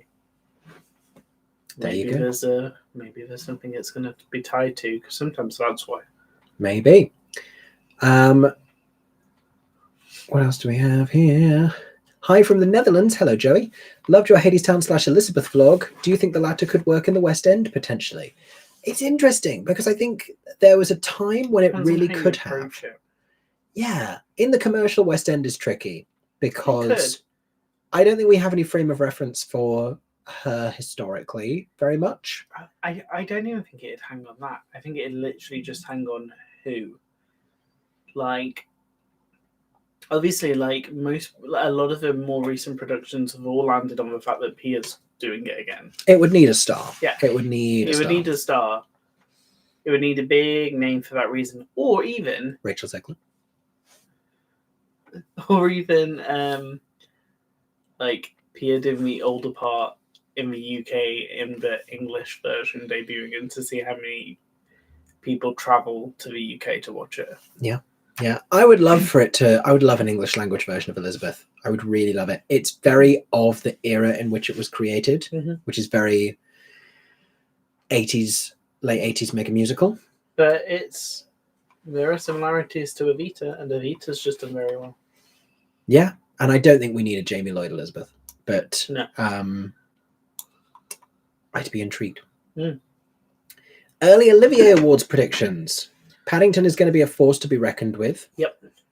As is Evita. Plays are already... There's so many plays. Plays like... So many plays. Like, and the thing is, a lot of plays can't make really the choice to go into entertainment or comedy because that's stacked. So it's like... There's a lot of actual comedies this year. With the return of Mischief in a big way, with O'Mary. There's a lot of comedies that are comedies. Yes, looking forward to Mason Alexander Park in O'Mary very much. Looking forward to hearing how a British audience responds to it. Will we be in the US in time to see Damn Yankees at Arena Stage before it closes on 9th of November? Technically, maybe, but we won't be making it to DC, sadly. But I'm hoping that there's going to be a future life for that production. Chess, I'm seeing next month. Sean in Vegas. Really enjoyed Hot Mess at the Fringe. Any insights if content has been added for the London offering? I've seen it already. And it's pretty much the same. There's just like little snippets. I think there's scenes that feel filler, but it can just breathe more. There's been a tech upgrade. Yeah. Need Rory Keenan to get nominated for Best Actor, and my best friend's mutual Zachary Hart for Best Supporting Actor. Oh, from Stereophonic, yes. Aida is the other opera turned musical. There you go. That's how far back we are. That's not good at all. Any good UK tour announcements coming up? I think we've had them all. There was a few I knew about before they were happening, but I think they've happened now. Oh. Aaron might know something. No, I think I got announced this week. Do I miss teaching? Do you know what? Sometimes I miss... There are parts of it I miss. There was... What were we watching today or yesterday? Oh, it was like celebrities on a chat show giving an anecdote about forgetting someone had GCSE exams. There's bits of it, and I remembered how stressful it was calling up students who hadn't showed up for their GCSEs when you've been trying to get them through that qualification all year. There are parts of it I miss. We saw Punch last weekend in the West End. There was a scene in that really reminded me of some of the best moments of teaching. There are parts that I don't. And I don't regret leaving the profession because I get to have a dream job now that I've sort of created, which is a lot of work, but a lot of reward. Educating. I guess so, yeah. I did a podcast interview recently, and I was sort of reflecting on stuff more so than I normally would. And I realized how so much of the content I make and the way I try and make it and the way I try and talk about stuff and the way I approach, especially like drama and news things and like, is this person being cancelled, is very from teaching, where I was like, let's all consider all of this. Let's ask ourselves some questions. Let's interrogate this, but also just trying to like foster more understanding and togetherness. Like when you have two students at the back of the class who hate each other because they're having Snapchat drama. This is all true, by the way. And trying to broker peace before they fight in the corridor, which happened. So, yeah, I think it's interesting thinking about how a lot of what I do is now. But also, we were just watching that game show we discovered, the Ramesh Ranganathan really good. thing. Parents' Night. So Parents' many performers and comedians, stand-up comedians, have a background in teaching because what you're doing feels so much like stand-up. I've never felt more like a stand-up comedian than when I was trying to teach a room full of teenagers who did not care about what I was trying. Like, they don't care about factorizing quadratic equations. I do. They don't. And so you have to make it engaging. You have to make it funny. So you're doing stand-up, basically. Rhode Island asks, is anyone here old enough to remember when most West End shows only had 2 black performers, 1 ensemble member, and 1 swing to cover when the ensemble member was off? I mean, for some shows, that's not that far back. I think diversity is still better on Broadway, and Broadway is also better at having diversity within tracks. So for the most part, still here in the UK, if there is a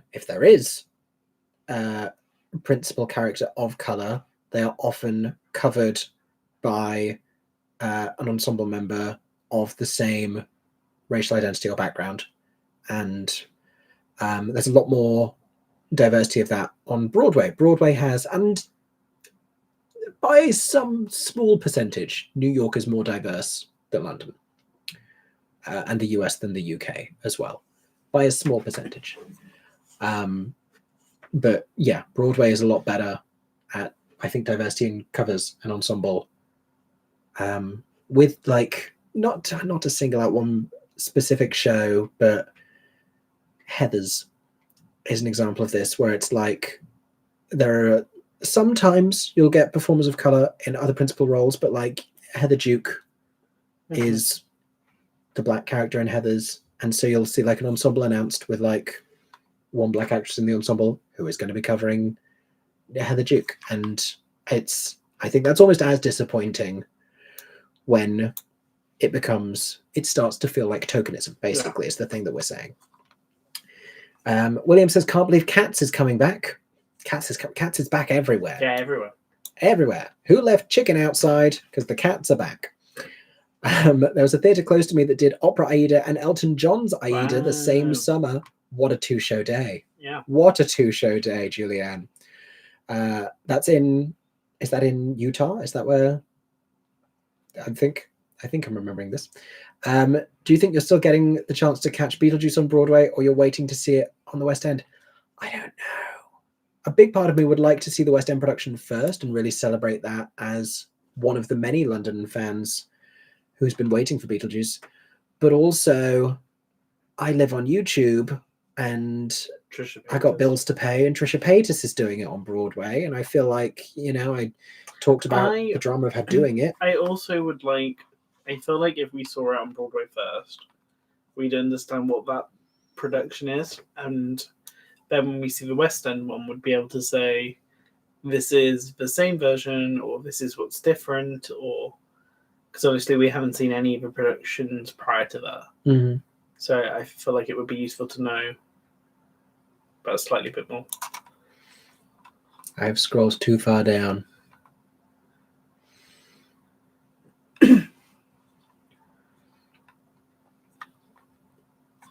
What else do we have here? Oh. No, still further.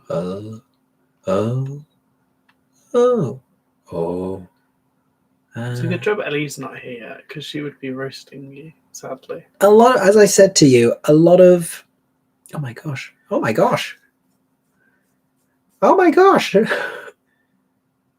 are you going to say?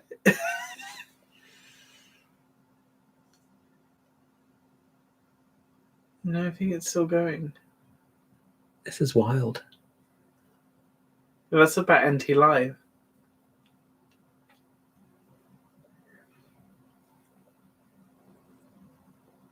Oh, there. You were there because they said bless you for me sneezing. Oh, yeah, that was I a long went and time got ago. water and came back in that time. Okay. Right, what else do we have here? Is it me, or does it seem like not as many new shows are coming to the West End in January and February as years past? That needs shows to close in the New Year's week. The reason why is partly because we had like big exoduses from when shows reopened after in between 20s, and then just a lot of things just weren't closing. Like we had like a very strong year of all the long runners and brand new long runners staying at the same time. If I looked quizzical then, it's because I was considering, and I've never thought about this before, the plural of exodus. Ought it be exodi? Has anyone would anyone say exodi? More than one exodus? Exoduses? I don't know. Sorry. Carrying on. Sadly, I don't think Death Becomes Her is going to get a pro shot before Megan leaves. The fact it hasn't recouped yet. Pro shots are expensive. Pro shots are really. This is the part no one's. Whenever anyone brings up bootlegs and says, "Well, if they film on pro shots, we wouldn't have to bootleg." If they film pro shots, it won't be on Broadway. It'll be in the West End. Sometimes they could fly them over to do it over here. Well, I think most of the time. What's been pro shot in the last few years on Broadway? Merrily, that recouped. That recouped. I think O'Mary might get one eventually. Like PBS Great Performances, yeah, is a great asset. But like commercial pro shots, commercially produced pro shots and finance pro shots, the show's got to recoup, and it hasn't. And just a lot happens over here because look at Hadestown. Yeah. How did the Broadway Old Friends compare to the West End Old Friends? The show was much the same. They put in a song from Bounce, Rogue, yeah. And some different casting. Obviously, Beth Level was sensational. Mm-hmm. Sam Tutty. Oh, I didn't even think about this. Chavkin Way, aka the street where the Walter Kerr and the Longacre are, named when Lempicka. Oh, that's so cute. Was it the Longacre? Video of them chatting together. Yeah. All the British boys, Sam Tutty and Jack Wolfe. Hi, Aidan. Thank you for your kind words. Saw Bernadette Peters perform for 1 hour, 30 minutes 2 days ago in Brisbane, Australia. Can die happy now. I'm very jealous. Bernadette. Is it traveling the world? Can vouch for Aaron regarding NT Live, volunteer for Glasgow Film Theatre, and we show NT Live and charge cheap tickets. Inter Alia was popular when it showed. Also, shout out to NT at home. Also great. Yeah, brilliant resources. All of the above. I have watched the Bernadette Peters of the episode of The Muppet Show. I have indeed. Very touching. Are you excited for the Muppet Show revival happening next year? And have you ever seen Sesame Street on Broadway? Oh, we saw Sesame Street the musical, yes. Oh, yeah. Oh, yes. Sorry, off-Broadway. Yes. I have an Elmo and an Oscar the Grouch. Yeah, we saw the off-Broadway musical. I felt very represented because Oscar the Grouch in the musical is a theatre critic. And there's very few characters in musicals, especially puppet ones, that are theatre critics. Oh. There is one in the Greatest Showman musical because somebody was saying about having workshopped that specific role and has been cast in that role. What did I think of Daniel Day-Lewis saying that theatre is only for the elite? I haven't heard that quote, so I would need the full context. There's obviously a conversation to be had around the financial inaccessibility and the class inaccessibility of theatre. That's really worth talking about ongoingly, and it's great when celebrities speak to that as well. It's ironic because celebrity casting is the thing that is driving or justifying higher ticket prices. It's not the thing that's driving higher ticket prices. They're not going up because celebrities are in the show. They're going up because of a whole handful of reasons and factors. But I also think it's somewhat irresponsible.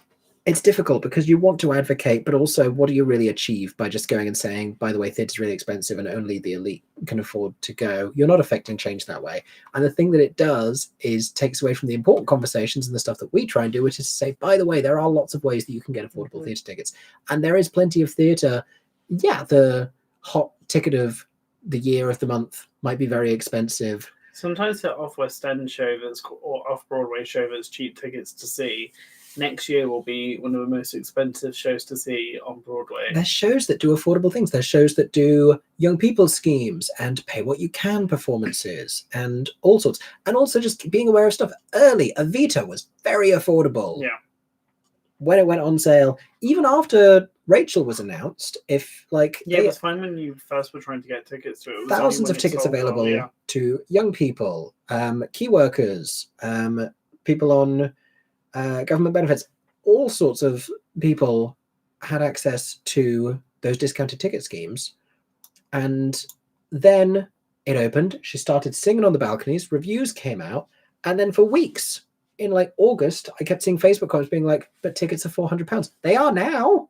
Now they are. Yeah. So sometimes you gotta preempt that dynamic pricing because she is a fickle mistress. Mickey, I have something that may blow your mind. It's something I'm proud of. Can I tell you and others? Sure. Feel free to share. I bet you asked this 40 minutes ago, but now feel free to share if you're still here. I remember the days when it would cost $65 for the cheap seats on Broadway. Sadly, those days are gone, unless you queue on the street, which obviously not everyone has the time or availability, inclination to do, but that is a thing. NT Live, yes, we should say National Theatre Live is also a thing in the US as well. Front row Paddington tickets are £40, so there are cheap tickets still in the West End. Yeah, but £40 isn't. Cheap tickets used to be 20, 25. I remember the shows that were 30, and I was like, oh, that's a more expensive show because the back row is 30, and now it's like 39.50, 40. Like it's moving on up. Do you know anything about Today Tickets being sold and any idea what it might mean for users moving forward? So it has been sold. It's been sold to. Oh, it was an air microphone, but I can't work out my movements in reverse. But so it has been sold. But I don't think anybody really needs to worry about it because it's not been sold to a theatre producer or like there was rumors of it going to ATG, etc. And the same leadership team are going to be running Today Tech still. This smells strange, and I can't normally smell things. So basically, it's the same people are going to be running it, so I don't think it'll change that much. Yeah, at least anytime soon. A Hadestown Pro Shot has been filmed, not yet released. Original Broadway principal cast, but in London. Mm-hmm. With West End original cast and the Fates. Correct. And workers. What shows do you think you have the best chance to get tickets for on a Saturday in the Today Tickets Rush? Which country are you in? And also practice. Yeah. Just find out. Do some tests. Do an experiment. Science. And also, if you don't get them anything at 10, try again at 11 and try again at midday because shows that have seats often drop more rush an hour. If the rush page is still there until it says sold out, and even then, even after it says sold out, come back. But like just in keep the an moment, eye because they add more seats to rush. Yeah. Someone here just played Claude in the West Midlands premiere of Come From Away. Yay! And your set was purpose built and was brilliant. Woo! Sounds amazing. Is there any update on releasing the Hadestown Pro Shot? Not that I'm hearing. Sometimes they can take a long time. Could I see The Great Gatsby getting a more permanent home in London, or do you think it's been and gone? I don't know. I sort of think it's been and gone. I don't know. The real estate is a little challenging at the moment. And they wouldn't get the same cast. So it would be a case of even if they could get a theatre, like how easily could they build a similar type of cast for?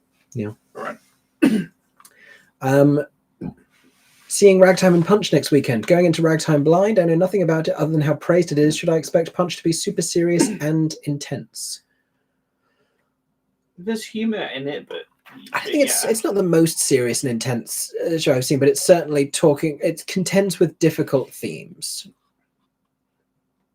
I don't think it's not nearly as intense as it could be. Mm-hmm. Yeah.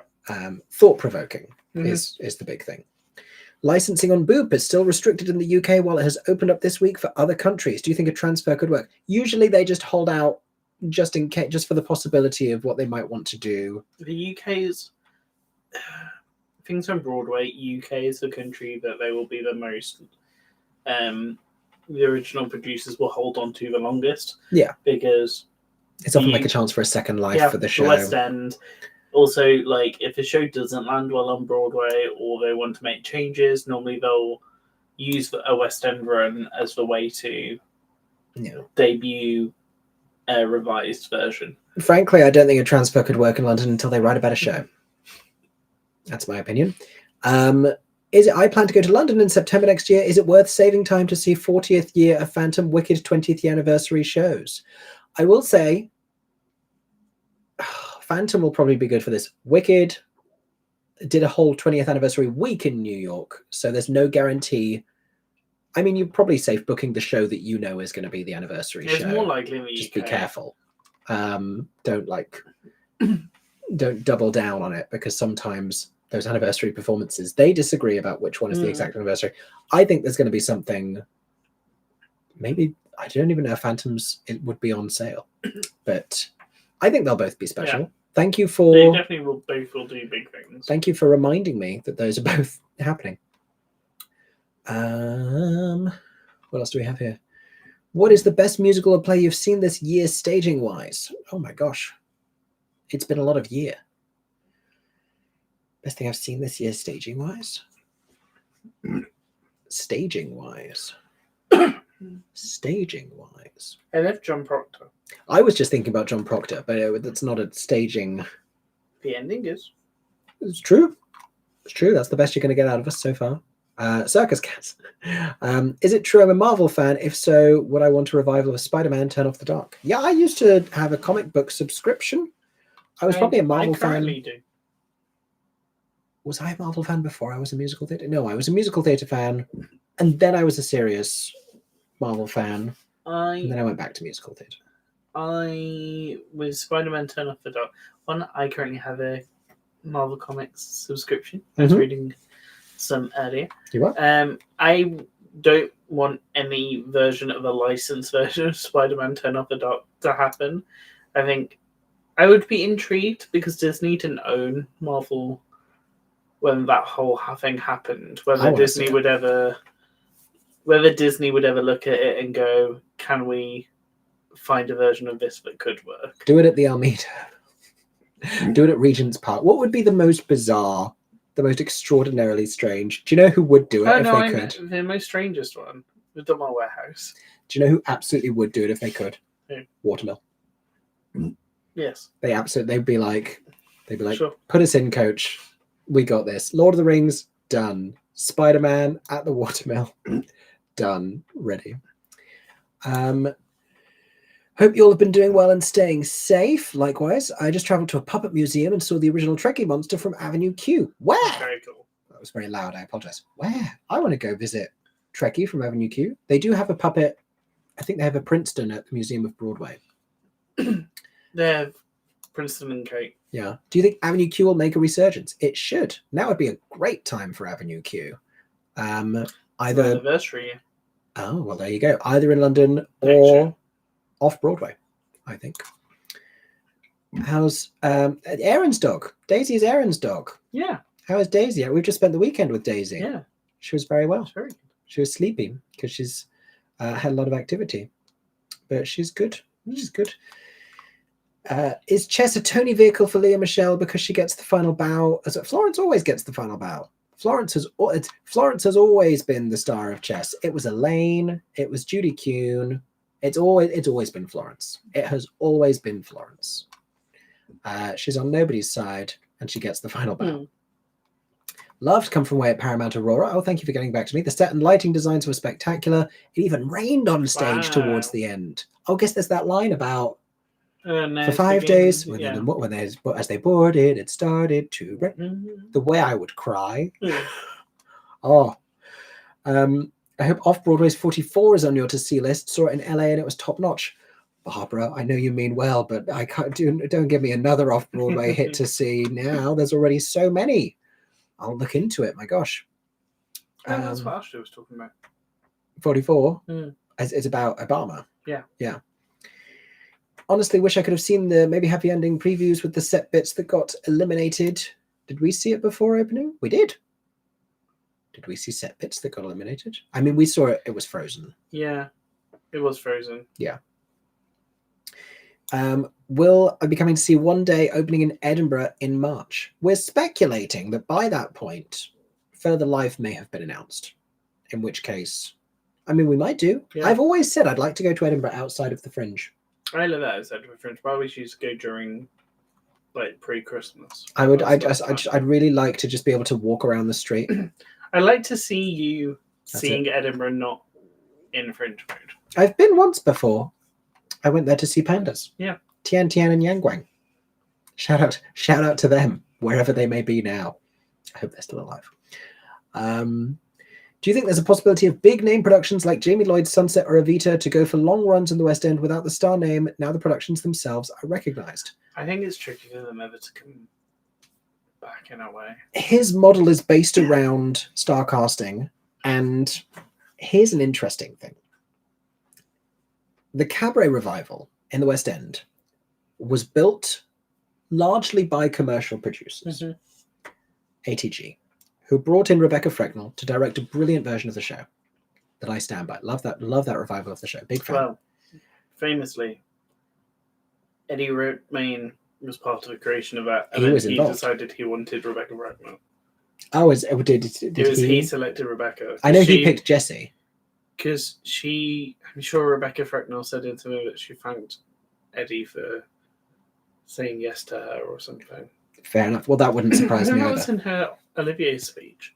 It was a commercial endeavour. Yeah. That was always going to run beyond them. It had to pay for the refurbishment of the Playhouse, which I think it will have done very soon. Because it's approaching like 4 years. Yeah. Jamie Lloyd's product, but the thing is, Rebecca Frecknell is not directing in every new pair of performers, and they change frequently in London. Those Sallys and MCs are only doing about 4 months here. Yeah. So not as long as they do on Broadway.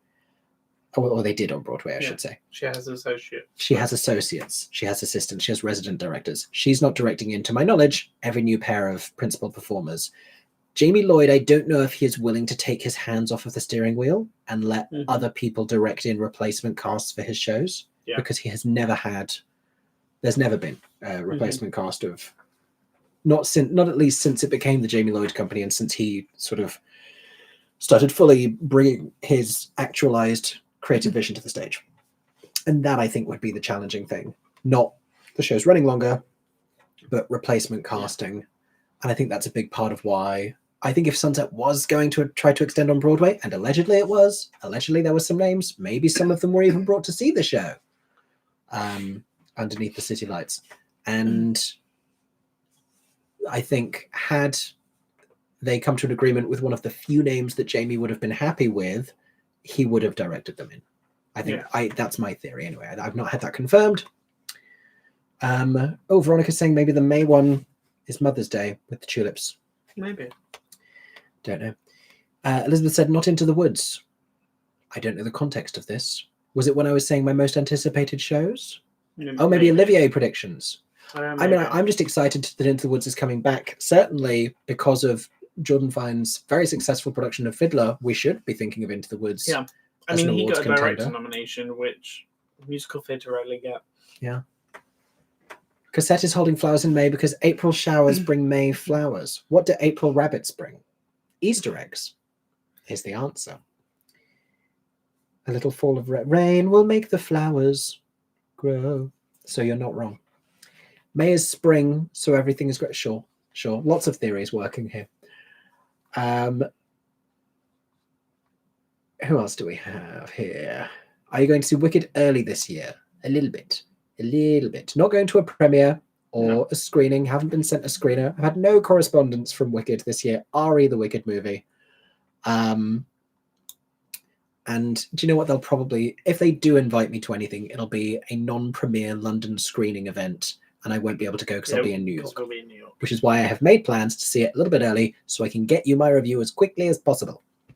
If Wicked are watching, then I didn't even know what I'd ask for, because that week in New York is now too busy. I don't think we'd be free to go to a premiere because we're going to be at like Chess or so. It's a really exciting week. Yeah, probably maybe the best week of the year, actually, in terms of all of the stuff that we're seeing. Is there a Broadway star still on your bucket list that you have yet to see on stage? Yes. Ooh. Do you know an actor who I always wanted to see on stage again, because I've seen her on stage before, was Laurie Metcalf, and I'm not going to go see that play because of the Scott Rudin of it all, so that's sad. Bernadette was the one for the longest time. Christine Baranski, but I want to again. Oh yeah, I saw her in Follies. A Broadway star still on my bucket list. I keep naming people I've already seen because I was going to be like, Josh Henry. I've seen Josh Henry on stage. Who haven't I seen? I've never seen Chenoweth sing on stage. You have. Have I? You heard her sing And All That Jazz. Oh, that doesn't count. She did a talk back. But she sang. I'm sure there are some others. Who was so my Broadway? Sherry Renee Scott for a long time would have been. Then I saw her in Little Shop. She signed the playbill that is there. That's why that one's framed. I haven't seen Heidi Blickenstuff on stage. You I have now. Yeah. But I don't think I have. We've seen Jen Kalala. We've seen Lindsay Mendez. Yeah. Trying to think of like. What was the peak in the career of Bernadette Peters? Oh, interesting question. Probably the early 2000s. I mean, I was going to say a funny one and say Rodgers and Hammerstein's Cinderella the film. well, it probably was in the early 90s when Yeah. she was doing more screen stuff and she was like presenting at the Tonys and she'd pop up in things. She'd be doing like, she'd have been on like late night talk shows and she was like in Grace in the 2000s. in movies. Yeah, I think there was a time when she was like, do you know what I think it is? I think it's her on, I've not seen the show, I've just seen the clip. Is it Zoe's Extraordinary Playlist singing, come on, turn the radio on, it's Friday night and I won't be long. What's one of your favourite things she's done? Nothing tops The Witch. Oh no, that was something what I was waiting for you to do. My favourite thing that Bernadette Peters has One done. of your favourite things that you always quote. And we're getting into the season for it. Beauty and the Beast 2 and Enchanted Christmas. There we go. You got so happy. I love that film, and for years, so I loved that cute. film in childhood. My sister and I used to watch that, and then I didn't know it was Bernadette, and I discovered that again. It's like the moment when, as an adult, you find out that Roger Bart is the singing voice of Hercules. Yeah. I had that moment with finding out it was Bernadette, as the little French angel that says, I told you that Christmas would never come to this castle, but I was wrong. When I felt lost and lonely," and then sings this amazing prison duet. I with, probably heard you do that now. I told you. Like 100 times plus. That was the peak in the career of Bernadette Peters, as far as I'm concerned. I told you Christmas would never come to this castle. Of course, the differential equations are part of Charles's binder in Operation Mincemeat. That makes perfect sense. We've just surpassed 2 hours here. Let's do another half hour. And then at 2.5, the duration of most musicals and theatrical productions will conclude. And by that point, I will have made it down to the end. Let's go for that. What else besides Jess you sing in New York? There will be a video that will let you know. Do not worry. Will the National Theatre's The Witches musical ever resurface? I think it will. They've been working on it since. I think it'll be a little reworked. Any rumors about future cabaret casting? Matt Lucas would be very interesting. I'm so happy Betsy Wolfe will replace Megan Hilty. Betsy Wolfe, great casting for that. She's going to be hilarious. My personal favorite Jerry Herman score. I like Mame. Mac and Mabel is underappreciated. I just can't remember that much from it. Time heals everything. Tuesday, Thursday. Time heals everything. The cow was a spontaneous thing that the alternate gene was very... Oh, it was a drawing of a cow. Good, fine. Will says, hello, Mickey and Aaron. What is the single best stage effect you've ever seen? Oh, gosh. You saw The Magician's Elephant. That was very cool. The elephant did vanish. Diane Pilkington in Bedknobs and Broomsticks flying through a window still gets me. Yeah, that was Still very, gets very me. cool. And I believe it was the same illusion designers. Yeah, that makes sense. I think. Oh, well, I know who worked on Magician's Elephant. I think he might have also worked on Bedknobs. I mean, forever though, like Mary Poppins probably has some of the best ones. Yeah. Which current music pop star would be your dream debut at the West End, and which show? I, for a long time, wanted Claire from Steps to do musical theatre, and she's like the only one that hasn't. My person that should, but she definitely will not. Like, hands down will not. Because I don't think she's not really a musical theatre girly at all, is Adele. Because she would be very good, I think. My new one now is Ray. Mm. I think she likes theatricality. I think she would. Would she be a good like Nancy and Oliver? I would like to see it. Any insight into whether The Heart will be on Broadway this season? I hope so, but I have no news to bring you on that front. Oh, back on the pop star to debut. I mean, surely at the top of everyone's list is Gaga. Well, the yes. second she does musical theatre, which there has long been speculation, and it feels like that feels like it will happen just when. She wants to. I know. Well, she wants to write one as well, I think, and I feel like she won't do it until. I feel like she's one of those people that will perform in musicals once she's written one of her own, and then she'll feel like. Yeah. I bet like Sarah Bareilles did, like debuted her own musical and did Battlecide, and then performed in musicals. And she's like, do you know what's much easier? Just singing. Yeah. Actually, that's actually much easier and takes less time.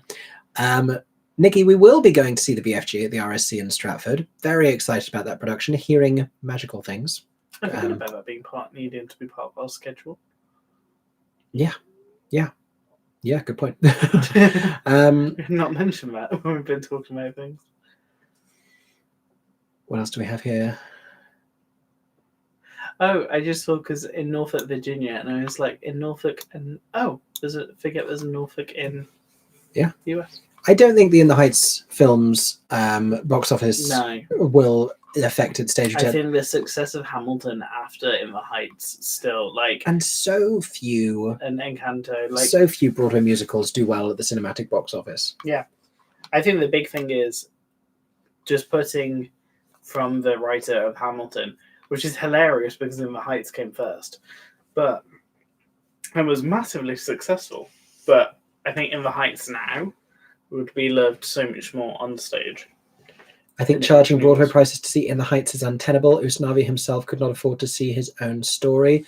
I mean, that's always been the case. I think that was probably still the case when it was on Broadway the first time around. Unfortunately, the nation doesn't need Usnavi to go and see his own story. Usnavi knows his own story. Usnavi already knows the value of community, and there's a lot of people who can afford to buy tickets to go see In the Heights who would benefit from being reminded of that story. Is one way of looking at it. Do you think maybe Happy Ending will come to the West End UK? I hope so. I really hope so. I think that Tony win. It's very rare for a Tony winning musical not to come to the UK. I think someone could do The Fix in London. I think that would be I think it's a good time for that revival. I still don't know what that is. I remember seeing that logo all the time and not knowing what it was. Hedwig has been rumoured for the West End for a while now. Yeah. I know nothing more. This is what happens. There are so many shows that literally are just circling for a theatre. John Cameron Mitchell, when we spoke, alluded to it. Yeah, and said it was in development. It was happening. Depends on who it's with. Depends on their relationship with theatre owners. Got to wait for star availability. You've got to wait for creative availability.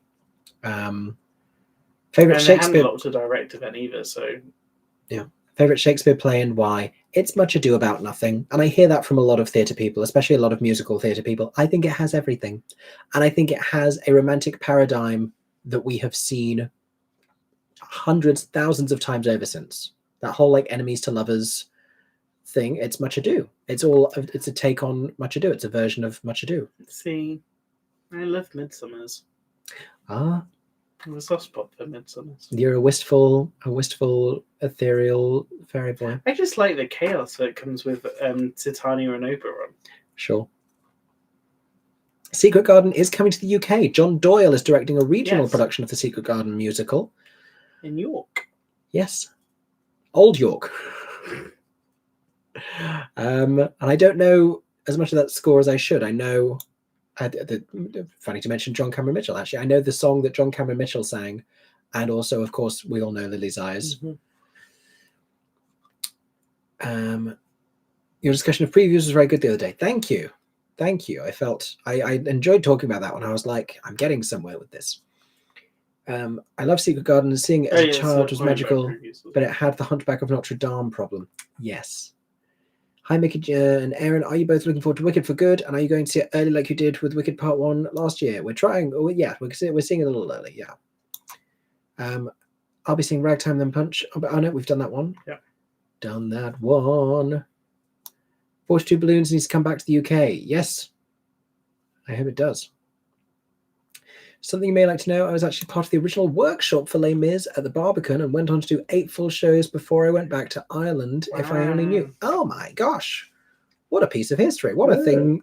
What a claim to fame. Wow. Could either of you provide insight on recouping in the West End? Is it easier or harder than Broadway? And what shows have recouped? Evita? Any limited run plays?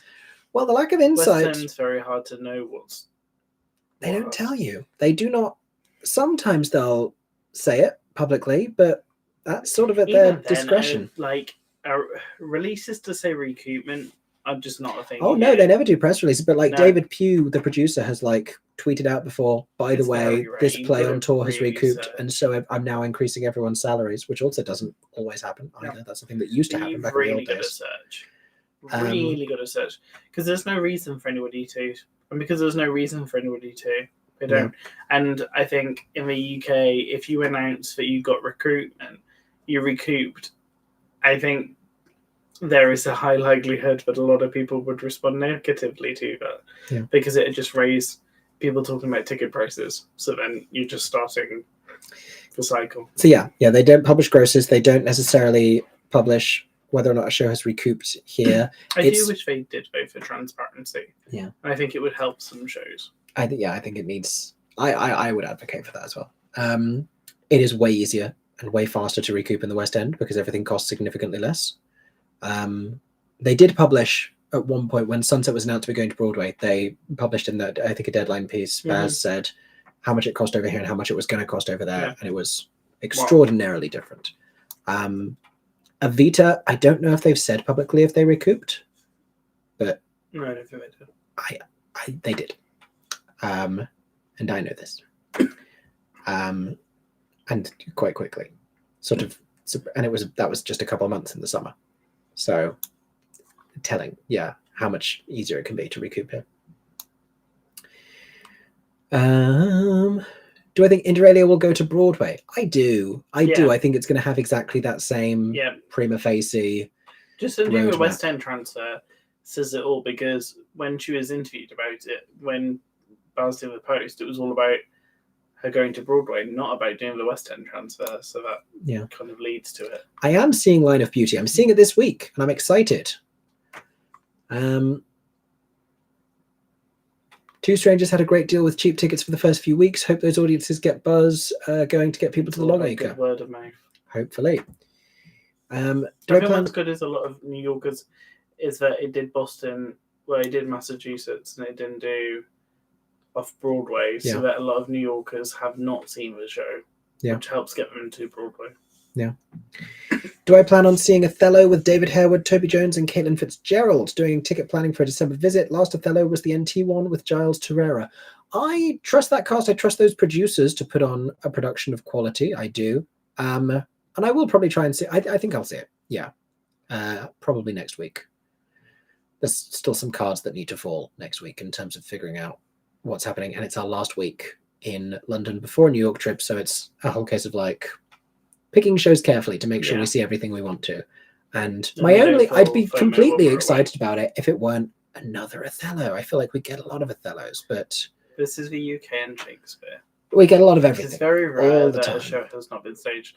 Like I feel like if somebody announced The Merry Wives of Windsor, I'd be like, gosh, there've been so many productions of it. When? Everything Which is is done all the wild time. to mention. Yeah. Yeah, I think if Rachel Zegler's going to play Christine, it's going to be in a bespoke production on screen. I'm not Mickey Jo producer. What did I say to prompt that?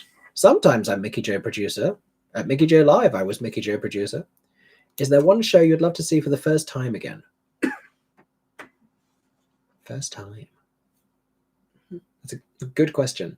And there's probably a good answer that I can't think of. I would love to see Sunset for the first time and not know about everything that was going to happen. The Jamie Lloyd Sunset revival. I think I'd like to see Wicked again for the first time. Yeah, I'd like to see. There are some of those long runners that I'd like to see again for the first time. I think I'd like to see Les Mis again for the first time to get that that feeling. I feel like The Lion King, you always want it to feel like when you first saw it. Yeah. Oh, someone said he technically is with his live show. Yeah, thank you, Dark Knight. Open brackets, Dark Knight, close brackets. What do you think of the rest of entertainment with Richard? Don't get me started on the rest is entertainment with Richard Osman saying that theatre was failing because it was not making a profit. Speaking of this joke, this is a recurring joke that I make now whenever I acknowledge that I don't know something about a topic and I say I'm not Mickey Jo Places, I'm not Mickey Jo Trees. Richard Osman is brilliantly insightful and I enjoy him an awful lot. He's a very clever man. And that podcast, they speak with brilliant, fascinating insight about the world of entertainment created for the screen. And when they deign to briefly, on one occasion, acknowledge that theatre exists, it is handled with such a lack of insight. And so I commented on one of their little Instagram posts because he was talking explicitly about new musicals and they had this playbill graphic that flashed up.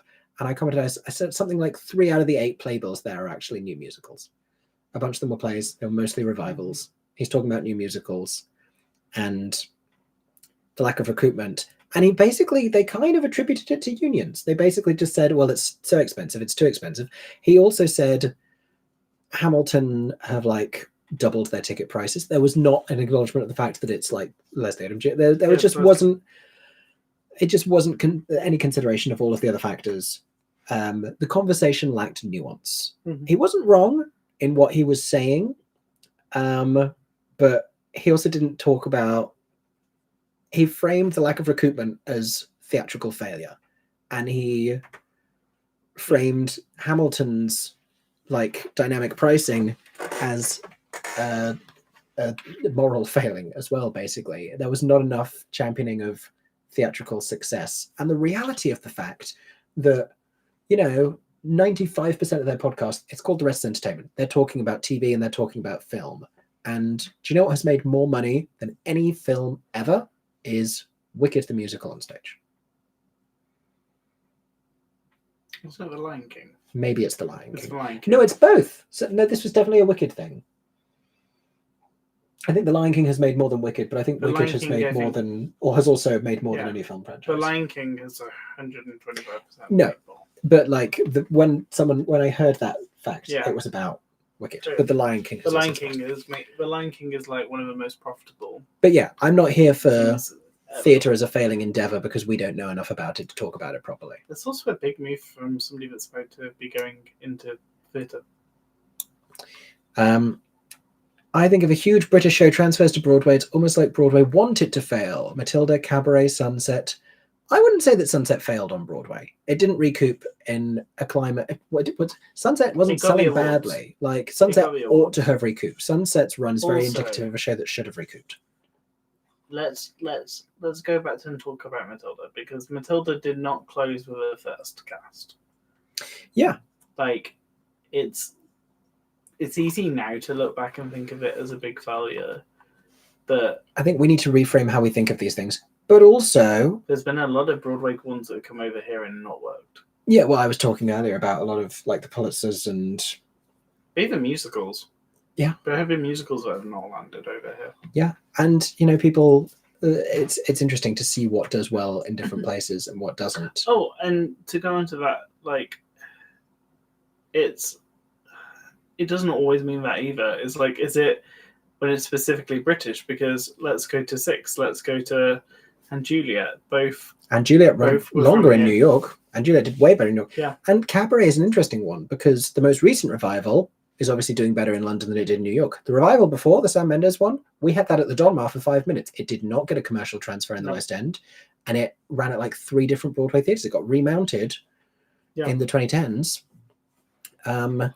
Matilda, there's interesting things behind the scenes about the way it was produced, and a lot of investors and producers who wanted to buy into it who weren't given the chance to, and were then a little bit resentful of that and the show's success, and that hurt it at the Tonys. And I feel like Matilda now would hit differently, especially since the film, and I think it getting into the zeitgeist where everybody knows it. Mm-hmm. But also, it's just quintessential British. Like, there's a point where, like, that level of British does struggle more. Mm-hmm. Particularly, and I'll say this openly, accents. Yeah. Mickey Jo, Aaron, are you Rocky Horror fans? Tim Curry has his autobiography out. I have a copy. I've been sent a copy. I haven't had the chance to read it yet. I will try and read it. Cookies are called cookies in the UK, but they're different things. So the generic type is a biscuit. So a biscuit can have many different varieties here in the UK. It's not the same thing that you call a biscuit. It's what you call a cookie, we call a biscuit. Yeah. If it has chips in it, if it has chocolate chips in, then it'd be called a cookie. Then it's a cookie. So Schmackery's cookies, we also call cookies. We would call those cookies. Yeah. But if they didn't have chocolate chips in, if it was like... Well, even not the chocolate chips. If it's like that consistency. If it's like a ginger cookie, we would call that a ginger biscuit. We wouldn't call that a cookie.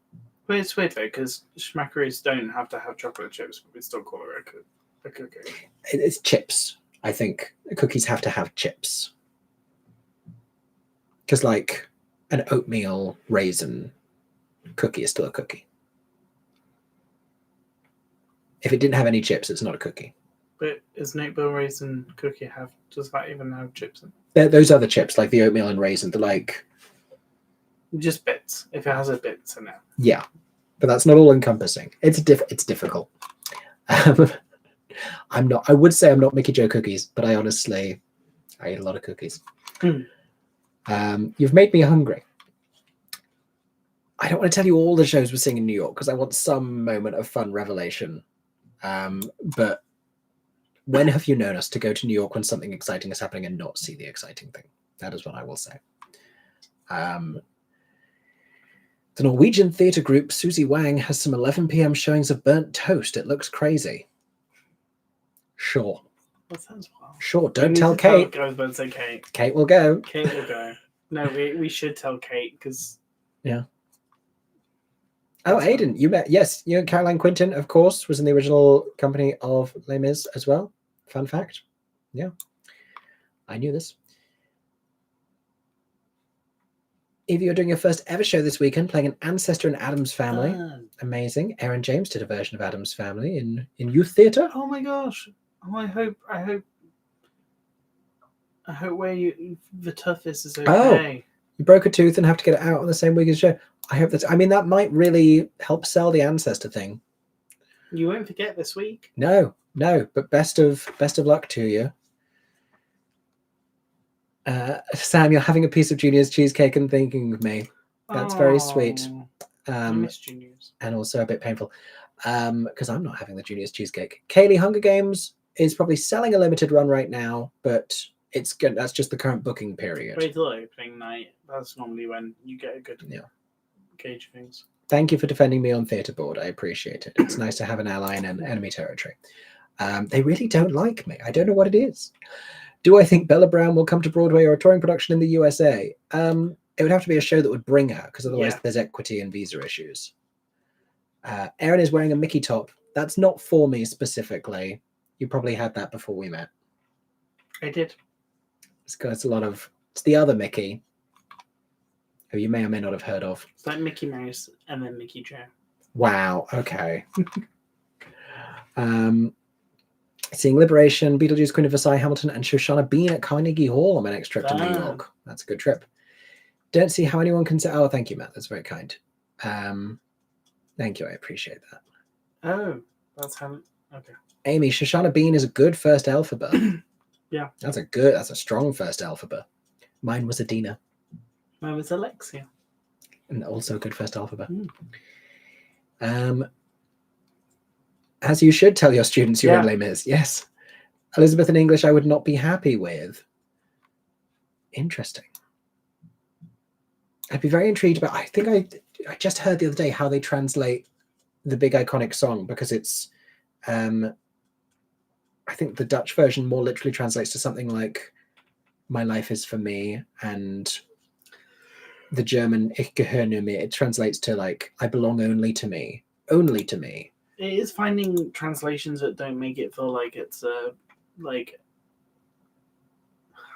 Because there's something, if you were to translate the English syllabically, you'd have to go to then just like "I belong to me," which doesn't carry the same weight as "I belong only to me."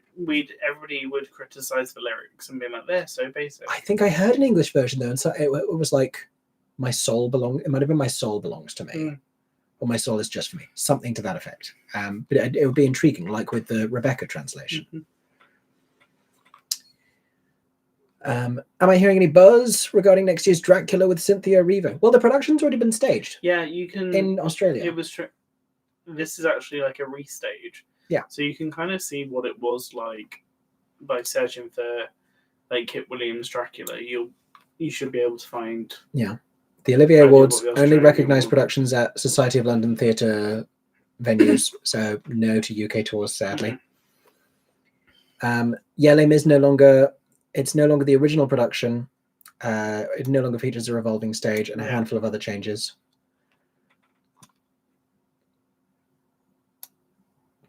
The arena stage production of Damn Yankees is so good. It makes so much sense to stage in the round, to harken a ballpark. I'd love to see a production in a ballpark.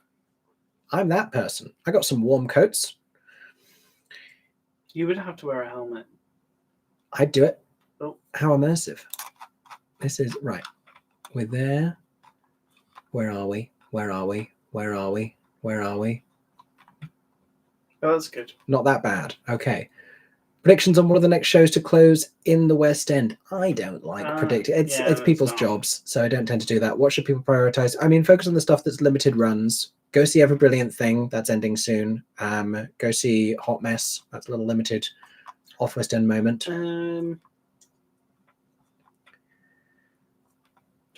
Yes, I did stand up for 38 years teaching 6 to 10-year-olds. Believe me, if I got a laugh, it was in the act the next year. I mean, I would teach the same lesson 5 times a day. So the people, the 4 o'clock in the afternoon class, they didn't want to be there whatsoever at 4 o'clock in the afternoon, but they were getting the most honed version of that material. That was my 5th preview. Oh, so glad you enjoyed Book Thief. Yes, lots to enjoy about the Book Thief. Yes, in Utah, says Julianne. There you go. That's where the 2 Aidas were.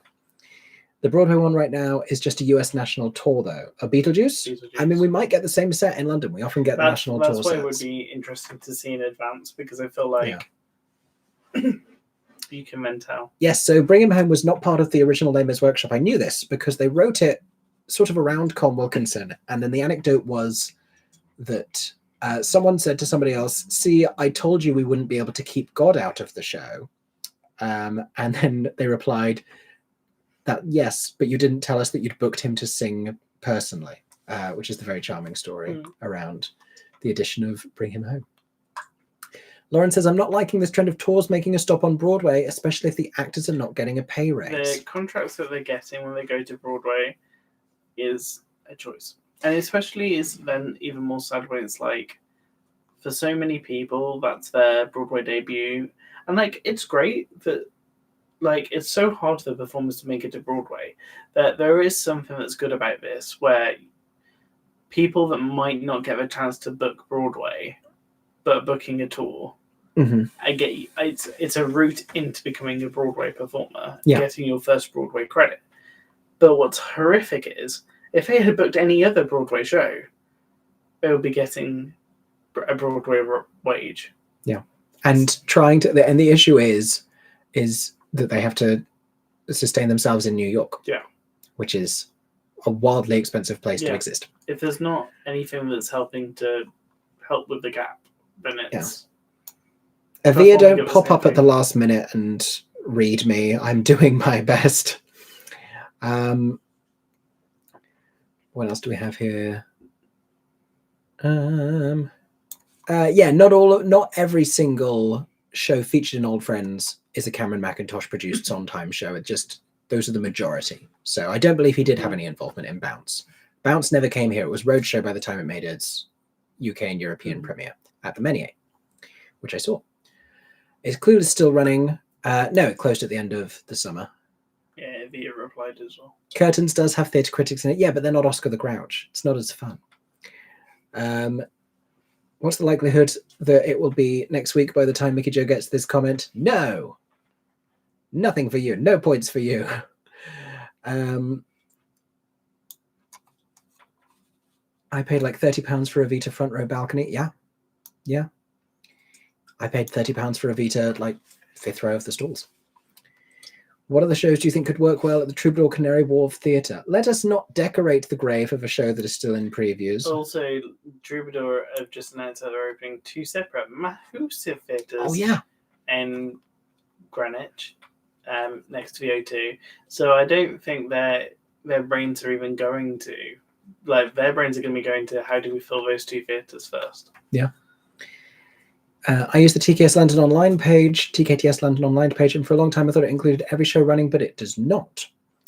The TKTS booth at the Lincoln Centre is far better and opens earlier and indoor if it's raining. Maybe this next trip is the time we finally test that out. Oh, I feel like I heard our friend Gen say this.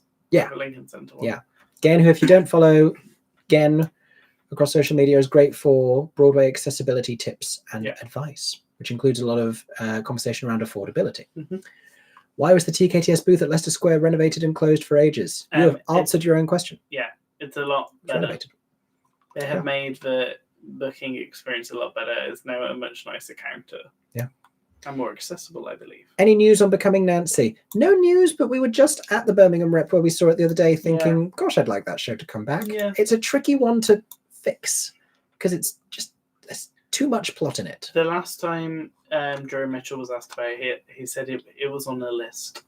Do you know what the difficult thing is? Because we were talking a bit about race and casting and everything earlier, is there is a subplot about racism in Becoming Nancy that they do not have enough time to explore, so it feels tokenistic because it's just thrown. It's got a great song and it comes back a few times. It's not like a single scene, it recurs, but there's just not enough time to give it the depth that it wants. But is the solution to that to cut it out completely and just be like, well, we'll just get rid of that? Because that's also, it's difficult, very difficult, trying to figure out what the right thing is to do there.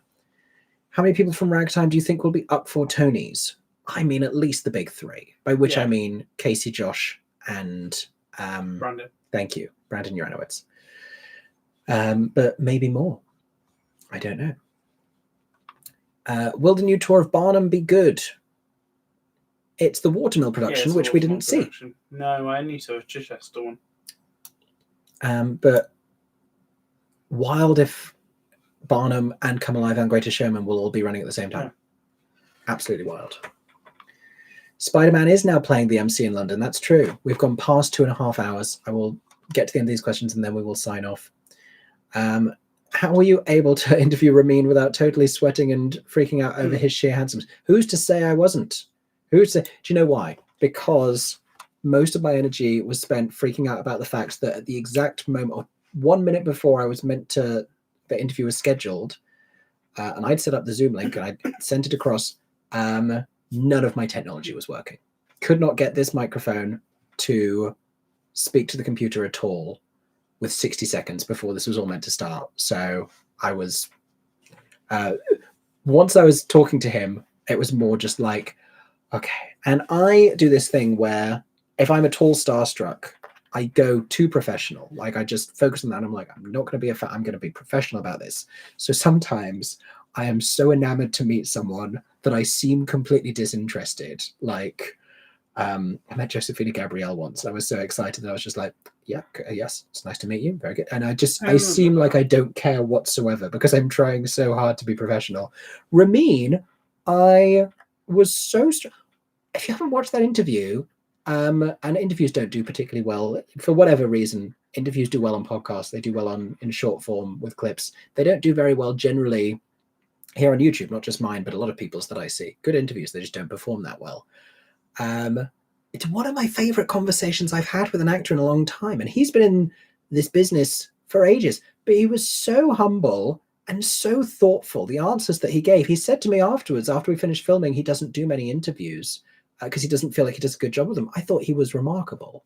And yeah, to hear someone at that point in their career with such humility and such thought and such care for the work that he's doing and such personal reflection, I thought was really striking.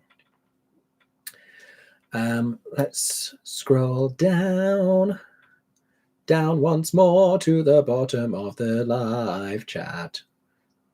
Little phantom Easter egg for you there. One celebrity that I personally hope some people will have checked out on stage often has to be Kieran Shipka, because I think she could be one of those celebs that might mix it up a bit.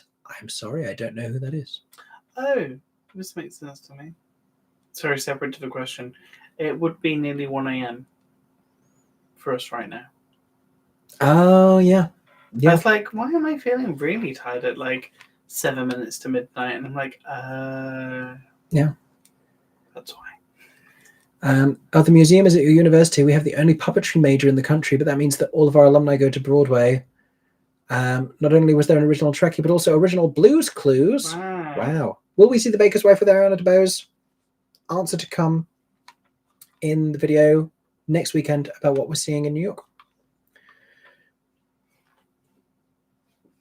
Are you at all at liberty to say who was rumored to be approached for Jamie Lloyd's Sunset? Maybe some hints. I gave you a hint in that sentence. I said maybe she went to see it underneath the city lights. If that doesn't mean anything to you, then you haven't watched the film. Underneath the city lights, there is a world you know about. They weren't getting it. I had to sing it. And that's just, it's a rumor and speculation. I think they should have got Britney to do it. I think that would have been perfect. I thought Craig Revel Horwood's Fiddler was better than Jordan Fine's. When was Craig Revel Horwood's Fiddler? That was like that was an age ago. 2 or 3 Fiddler. Was he the Chichester Fiddler? No, I don't think so. I saw that. Was that like 4 Fiddlers ago? That was a lot of Fiddlers ago. I judged time in Fiddler on the Roofs. I've seen a lot of Fiddler on the Roof. Eva, you're not allowed to dislike Into the Woods in my presence. You're not allowed to see it begrudgingly. You have to be thrilled. That's the rules. We're not too bit. Listen, I didn't say we were too busy for wicked freebies. I said we were too busy for theoretical wicked freebies that have not manifested themselves. So there's that. Yes, TKTS. Sorry, I was going to say yes for a Hocus Pocus musical. Yes. It would do well. If we've got the Christmas musicals that happen every year, Disney, give us the Halloween musical that happens every year. Bernadette was also a singing cat on the Animaniacs. What a career. What a career. What are your thoughts on the upcoming American Psycho musical revival at the Almeida? I saw the first production. I'm very intrigued to see how it changes. And who's leading it? And who the hell is going to be in the cast? Because it was high-profile casting the first time around. And it's his final production, so you think it'd be big. Yeah. Kelly Clarkson would be great in theatre. You're correct. Everything Kelly Clarkson sings is an improvement.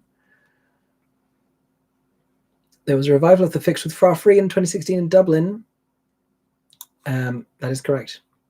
I'm going to York for the first time in April to see The Psychic, the new Andy Nyman and Jeremy Dyson play, and I'm so excited for it. I think that would scare me.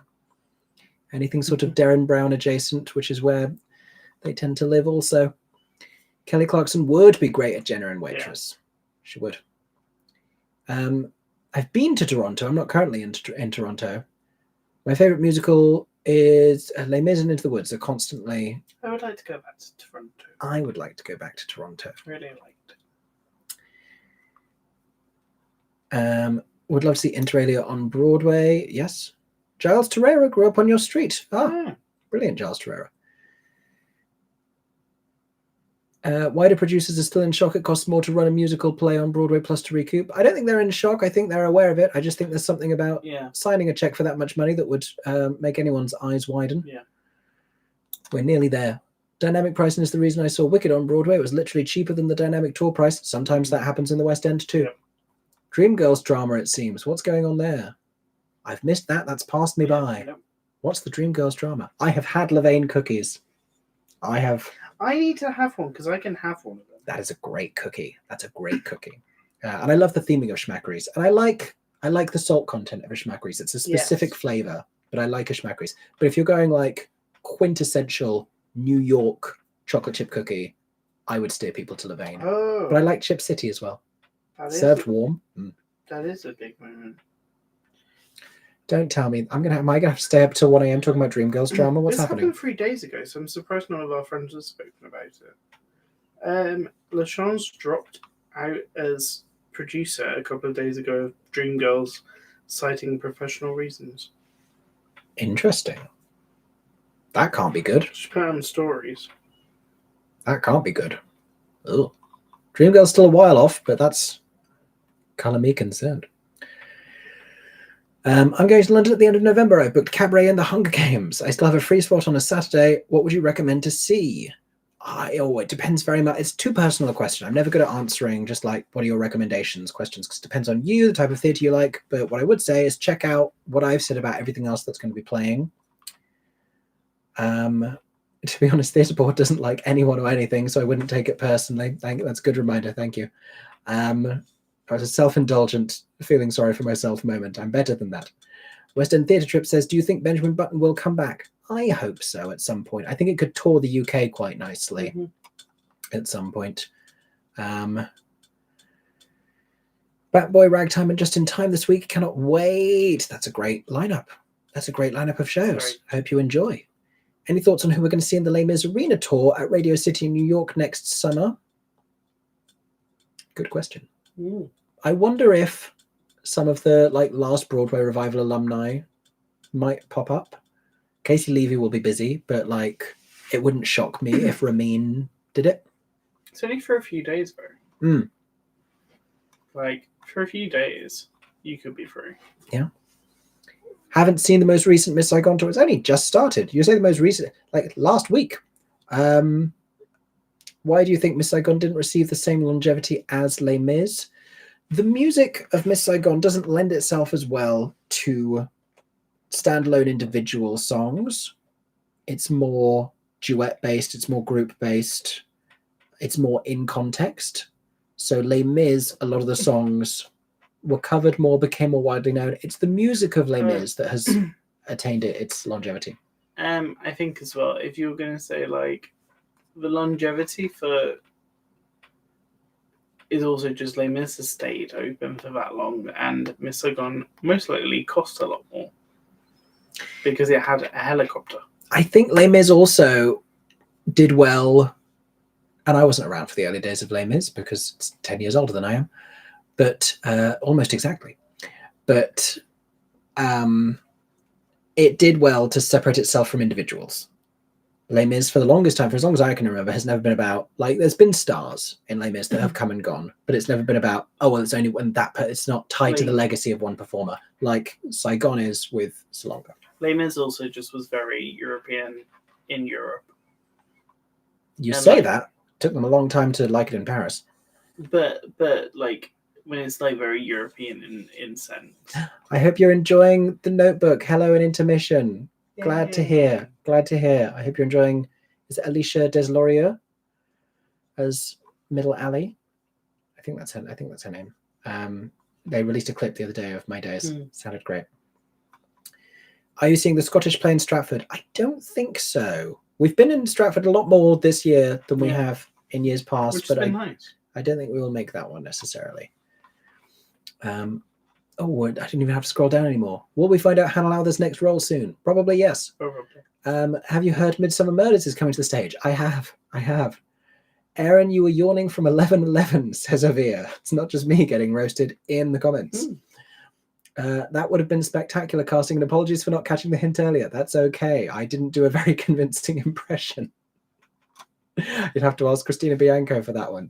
Honestly, they should get Christina Bianco to go in and do stunt casting in different shows. If Christina Bianco had been a Monday or Tuesday night Norma Desmond and every week done it as a different Christina Bianco is Celine Dion as Norma Desmond, That'd be fun. I'm gonna text Christina Bianco after this with that idea. Audrey McDonald pulled out as the producer of Dreamgirls. Do you mean LaShans? LaShans did, but I don't think Audrey was involved. Do you think Chess is going to get another extension? Yes.